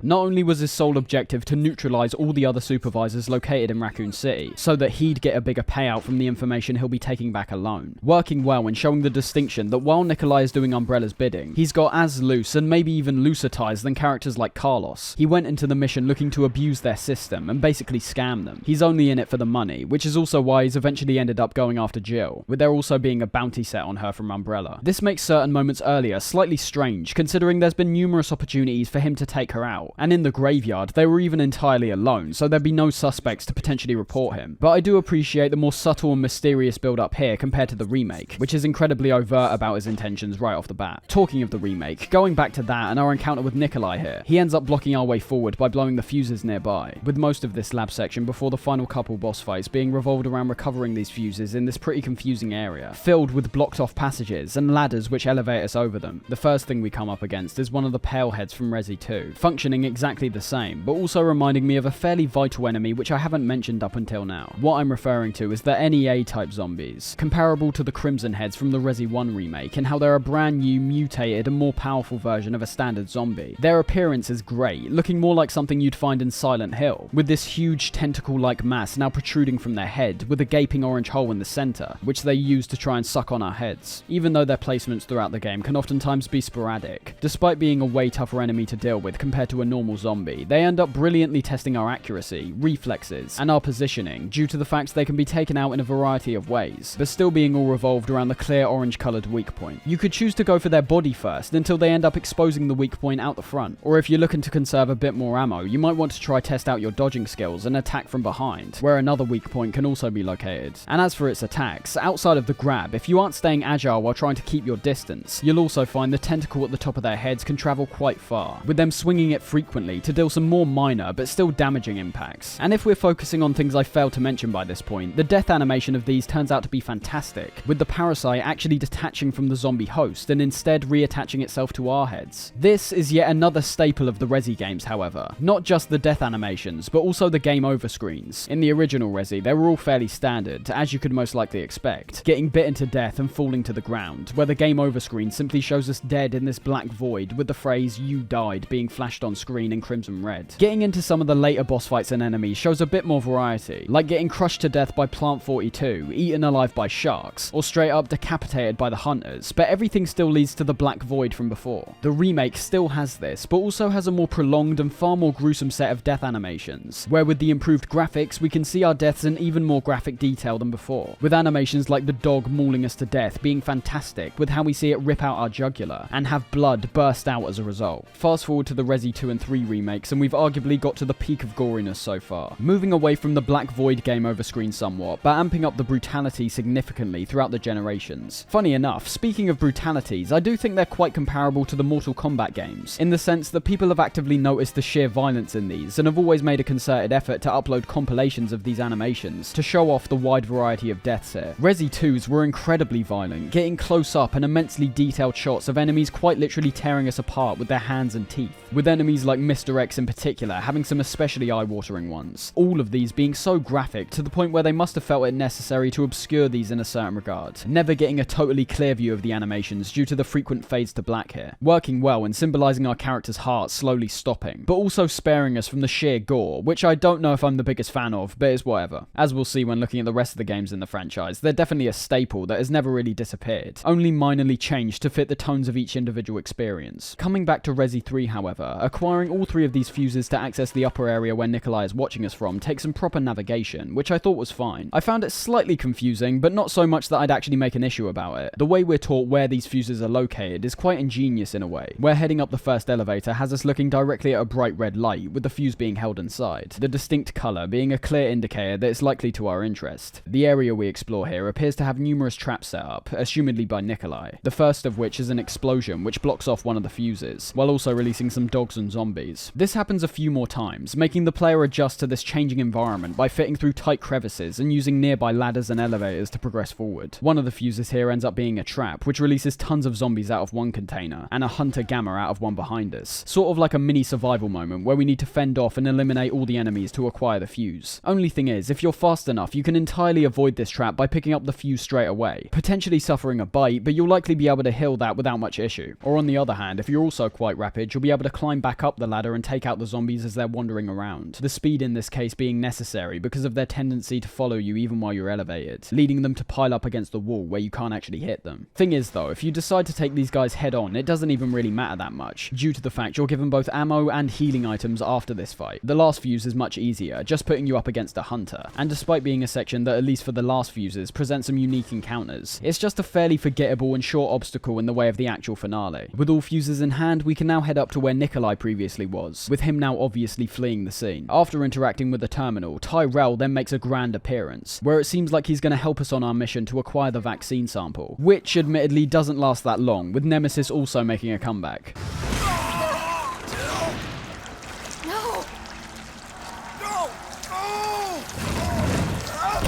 And unlike the original, where the lab section actually ended up presenting something new in the context of the game with some more interesting puzzles, this area is really just more of the same, and if anything, it's an absolute repeat of what originally happens in the hospital segment, with us collecting 2 samples and combining them to create a vaccine. No puzzles to be seen here though, at all. Just pure combat against all of the same enemies we've already gone up against tons of times by this point, and not even an exciting sense of navigation, just going from room to room, all of which are basically unlocked, apart from a sole one we need to open with a flash drive. An item that realistically works more to show us where we eventually need to bring the sample back to. It's not that I loathe this section, it's just that I can't really say anything about it because it's so similar to everything we've already experienced. For example, in this section there's a moment where we get locked into a room and have to survive against a few hunters which burst out of tanks. Something that would have been a bit exciting, if not for the fact that we literally just experienced the same thing in the form of a trap when collecting the fuses. As I've already said, I find the combat satisfying enough to make this stuff tolerable, but let's just say, if it was clunky in any regard, I wouldn't be anywhere close to being a fan of this stuff. That's how much these sections rely on it. The best thing it likely does in my eyes is to subtly present a mechanic that will be utilised during the final boss fight later on. That being this huge power core that we need to insert to restore power to this part of the lab. Along with the zombie placed beside it, it gives the player the knowledge that these things take quite a bit of time to be inserted. A subtle lesson that seems frivolous at the time, but knowledge that will be retained and useful later on for a separate purpose. After everything's collected though, it's time to head into the final encounters. So let's check out how each of these games wrap up and what differs between both versions. To say the least, despite being a step back in a lot of regards, I at least think the remake outdoes the original in terms of a conclusion. That's not to say what we get here is bad, there's just once again some elements here which I found to be slightly frustrating or unsatisfying in a gameplay sense, which the remake gladly ironed out or completely changed. The encounter with Nikolai from earlier is pretty much identical in both versions, the only difference being the area it occurs in the remake, and obviously the better voice acting and dramatic direction that the entire game has followed. Due to the life selections, there's a big distinction which can occur here though, as if you remember, pushing Nemesis off the bridge earlier would actually lead to Nikolai dying, removing him as a threat, and no matter what, removing the stakes the remake presents with how Nikolai ends up stealing our vaccine, and actually throwing us into a fight with Nemesis, like some kind of gladiator. And as for the boss fights, the remake presents arguably the best boss fight in the game, and the original presents a similar but frustrating boss fight that I wasn't a big fan of. Starting with the original, I'm not even going to mention the arena. Looking at it, you can already see it's the exact same cramped area that I've not been a fan of the entire game. The boss fight itself though isn't bad at all, as it goes away from the idea of sheer damage output and makes you think more about your approach. From the start, the cutscene sets you up with the knowledge that the best way of dealing damage here will be from activating the pipes that are scattered around the area, cleverly having a bright green light beside them to not only show where these are, but also to inform the player if they're ready to be used, as upon using them they'll turn red and require a small cooldown until they can be used again. The only issue I had in this boss fight seemed to either be a technical one or a fault of my own. Leading Nemesis round was fine, slightly troubling because of the arena, but that's a given at this point. But it was the act of shooting the pipes which gave me a bit of trouble, as it tended to be the case that when I was trying to target a specific one, even if I was right next to it, Jill would turn the complete other direction and aim for one further away. Once again, I love the concept here. You need to time when you shoot these quite tightly, as if you shoot any time earlier or later, Nemesis will either step back and avoid the liquid shooting out, or obviously go right past it, either encouraging the dodge mechanic with how dodging out the way leaves a small window where Nemesis recovers, or funneling some ammo into him until he gets stunned for a period, where you can then activate the pipes stress-free. It's a genuinely threatening fight with how damaging Nemesis can be, and the 4-minute time limit makes things even more stressful in that regard. And most of all, I'm glad there's a sense of variety here. It potentially will throw the player off guard, as no other fight before this has required this level of strategizing and careful shot placement. Like a lot of video games tend to do as well, it takes 3 of these to eventually put him down, and seemingly for good this time, with the cutscene which follows.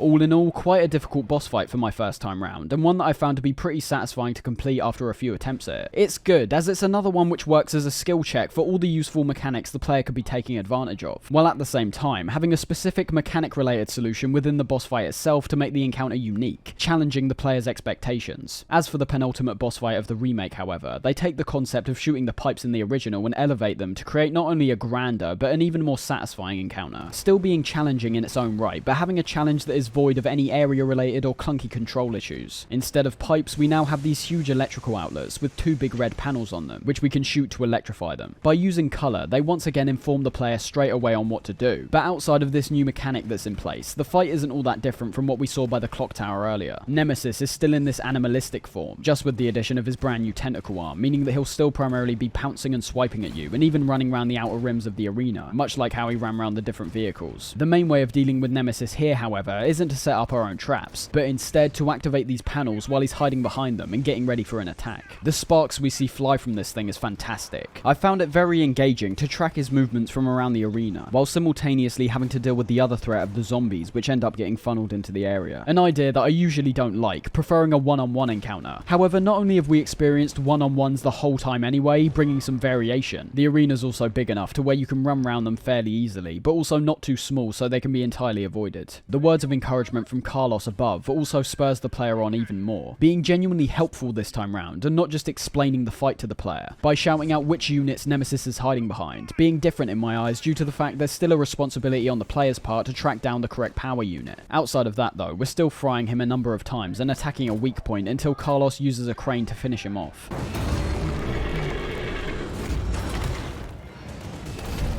Where much like the original, we're pulled out of the arena while Nemesis is fried in a huge vat of acid. The best addition to this fight is definitely the zombies in my eyes. The electrical panels mechanic switches things up slightly, but having to deal with these different threats in the midst of an already chaotic battle definitely elevates it for me. It's nothing huge obviously, just a new dynamic which the player has to become accustomed to. Then we're on to the final boss fights, the original being a more traditional high stakes escape where we're told the missile strike is imminent and that we need to get out of the city as soon as possible, and the remake cleverly focusing more on Nikolai, even if he does end up boiling his incredibly simplistic motivations down in a single line. You bring money. I like money.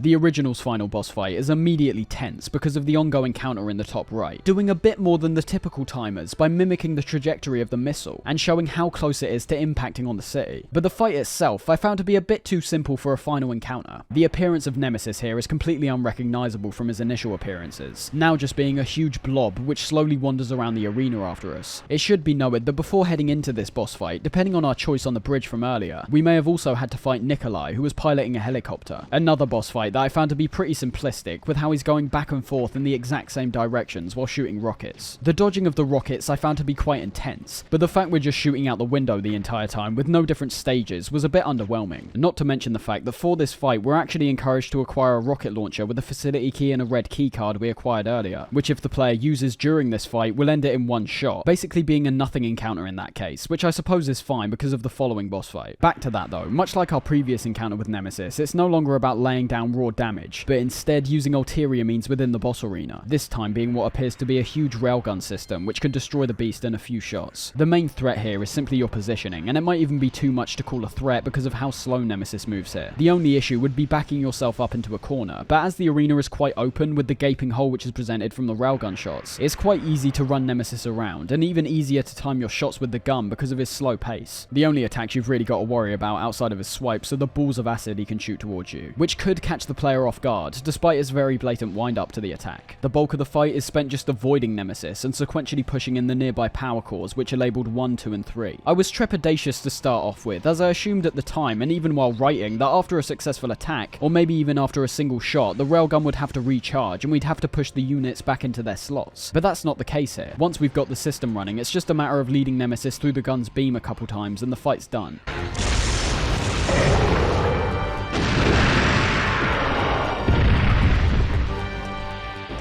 being given the final, pointless choice at the end to either exterminate Nemesis or evacuate straight away, where leaving has no other effect outside of missing out on the legendary killing blow of the creature.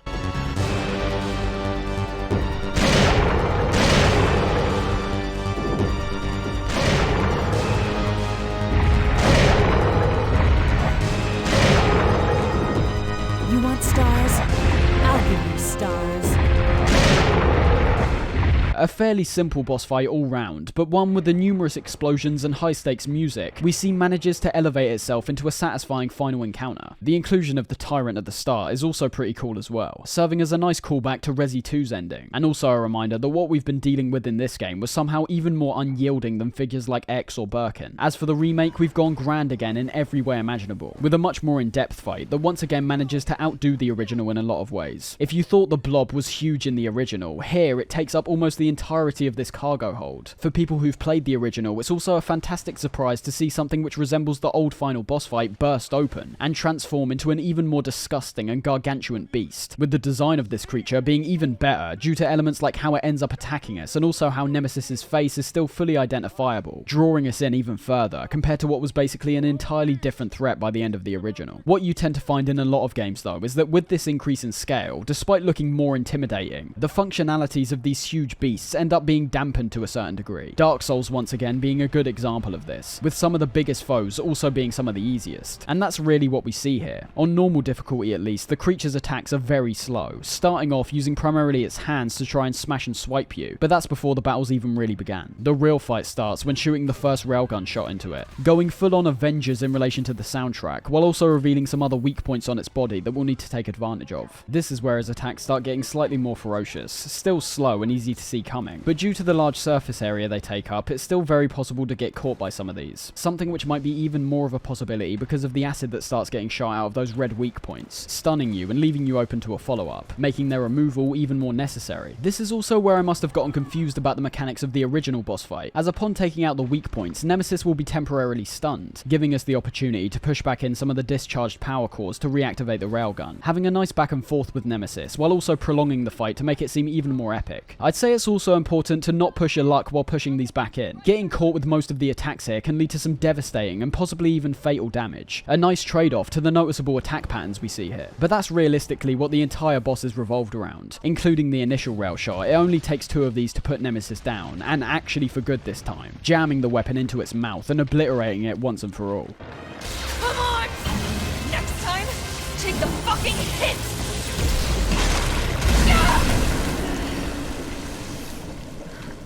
It's a boss that I think skirts the line between being solely a set piece. I found it too engaging and player driven to be written off as something which could have been confined to a cutscene, but at the same time I do still think the penultimate fight actually works better in terms of its mechanics. That fight had a routine that you had to get used to, with different threats along the way, whereas in this one it's a one and done job. You identify that you need to put the cores back in, and once you've done that, there's no different phases, the fight's immediately over. It's still a great way to cap off the experience though, heading out of the facility and coming face to face with Nikolai, where it's actually revealed his intentions are somewhat different than the original. Before, it was implied that Nikolai was genuinely working within Umbrella, but was playing their system so that he could get the bigger payouts. Now, he mentions working for a separate client that in fact wants to reduce Umbrella to rubble. A slight change that ultimately still means the same thing. He's been double-crossing us since the start, but in the middle of his cliched evil villain speech, he gets tackled by Carlos, where we need to take him out. And by putting control into the player's hands at this point, we can also see 2 variations of this situation, by choosing to shoot or not to shoot. Shooting, of course, being the only option which completes the story. And with that, we finally escape Raccoon City while it gets eviscerated behind us, standing as a landmark moment which resonates throughout the entire franchise, with the Raccoon City incident going down as one of the biggest atrocities in human history. And by the end of my experiences with both versions of Resi 3, although I'd say they both don't stack up too highly compared to both of their previous sequels, graphically we saw some brilliant improvements in terms of the lighting, even more detail to character models and environments, and the story I found to be yet another unique and gripping tale, being made even greater and more personal by having the game centered on this personal rivalry between Jill and Nemesis. Their biggest pitfalls are both focused around structure, with both versions having different pros and cons that really show how separate both of these experiences are, despite having similar elements. The original's intro, for example, went for more scale and felt slightly chaotic in terms of its structure at points, whereas the remake strips that ambition back and goes for a more pared down and linear structure, being more straightforward but takes away from the whole point of the original city section. There's no in-between. The remake doesn't provide a faithful recreation, so in a lot of cases, if you're looking for aspects in the original that could have been improved, they've more likely than not just been stripped out completely or totally rejigged. The combat is still the standout aspect of this game for me. In terms of the pre-rendered locked camera angle games, I think this is the most intricate and satisfying combat system we see, although I'm not sure I can say the same for the remake. Resi 2 might be it in that case. All in all, I think much like the ending implies, it's time to move on from this style of gameplay. With the original 3 games, we get a tightly linked and cohesive story with returning characters and settings, and in terms of their tones, we go from a slow-paced survival horror, a slightly more action-oriented survival horror, and then just straight-up action by the end of it. The evolution of the franchise becomes apparent at this point, and if the games are focusing more and more on this action, it seemed like it was time to break from the mold and create an experience that restructures the Resi experience from the ground up. I think the biggest sin in this whole situation is the remake. The original, in my eyes, still stacks up to the previous entries, despite at points seeming a bit too much like a DLC for Resi 2 with lesser elements. But the remake's just so different that it doesn't translate the same experience to a modern day audience. Resi 2 appears wildly different to the original from a distance, but after playing it, you can so clearly see how integral the original experience was to the developers, as they end up retaining the parts which really worked the first time round and were integral to the experience, while at the same time leaving out and more typically changing aspects which may not have worked so well in the original. It's pretty much perfection in my eyes of modernizing a game that would appear to be so incredibly dated nowadays. If you play Resi 3's remake, you're not really playing Resi 3, you're playing an experience that hits all the plot points of the original, but goes around all the other elements in a completely different fashion. But we're not done quite yet. It's time to look at the different unlockables of both games. Starting off, let's not write off the live selections entirely. I was initially off the bat doubting things which encourage replay value here, solely because there's not any substantial elements like playing as different characters, or a wide variety of different endings. But I think the live selection does just enough to require multiple playthroughs. I'm not saying games require those elements to have good replay value. My most played Resi game doesn't have any of the elements I just mentioned. But in the context of the previous 2 games, I'd say the live selections are a step back in that regard, as despite appearing like we have more choices, they also end up being more trivial for the most part. Anyways, in terms of actual unlockables, we've of course got things like alternate costumes, which are all revolved around completing the game with certain ranks on each of the 2 difficulty settings, having a fair amount of options, including standouts like Jill's original appearance in Resi 1, and also Regina's costume from another Capcom game, Dino Crisis. There's numerous unlockables for defeating Nemesis in-game after the first playthrough, like the infinite ammo that asks the player to defeat Nemesis 7 times throughout the game, this also being the same requirement to unlock the assault rifle in the first playthrough of the game. There's also the 8 different epilogue files which get unlocked when completing the game each subsequent time, starting with one for Jill, which explains what her plans are after the game ends, but also having ones for characters like Ada, Leon, Chris, and even Hunk. It's quite amazing how some of these actually set up events for future games, like Chris's and Claire's, describing Claire going off on a mission to find her brother, and Chris eventually having to go after her, which is exactly what we see in Code Veronica. And despite these being short, and I suppose in retrospect quite unnecessary, considering we end up actually seeing all of their paths play out in future games, at the time of its release, I suppose it works well in possibly giving players closure to some of their favourite characters, although I'm not sure they're substantial enough to the point where players need to replay the game up to 8 times. There's other minor things like Jill's diary, which we can unlock by picking up all 30 notes throughout the game, only really catering to players who want to know every little tidbit about what events played out before we pick up at the start of the game. However, the most substantial inclusion we see here is the Mercenaries game mode, which gets unlocked after completing the game for the first time, solidifying the mode's title while still being similar to the battle modes from Resi 1 and 2. Something else which the remake fails to include, the Mercenaries mode starts off not as a mode focused solely on combat, despite it still being an integral part of it, but much like the 4th Survivor mode from Resi 2, the concept of it revolves around a bomb being placed inside of our chosen mercenary, with us being given 2 minutes to reach the warehouse save room from the starting point of the cable car. Firstly, I love the fact we're given a variety of characters to choose from, all of which have different pieces of equipment which will lead to different kinds of playstyles. Carlos, for example, has got his assault rifle, lots of healing, and also the Eagle pistol, meaning that with his character you can go all out with some more powerful weaponry, while at the same time having quite a substantial amount of healing to fall back on. Whereas a character like Nikolai only has a pistol and a knife, with the majority of his inventory being filled up with healing items, meaning we'll realistically have to pay attention to our actions more and make our shots count. These intricacies go even deeper when looking at the mode itself, and specifically the timer, as 2 minutes is an incredibly tight time limit to achieve, killing enemies is essential to completing the mission in time, while also being essential for players looking to rescue the different hostages along the way. Different types of enemies add different amounts of time to the counter. The more threatening ones, like the Drain Deimos, Hunter Gammas, and especially Nemesis, giving out huge time bonuses, which can be increased even further when chaining them together in a combo, being able to get up to a maximum of 5 kills in a combo, which multiplies our other kills by 3.5.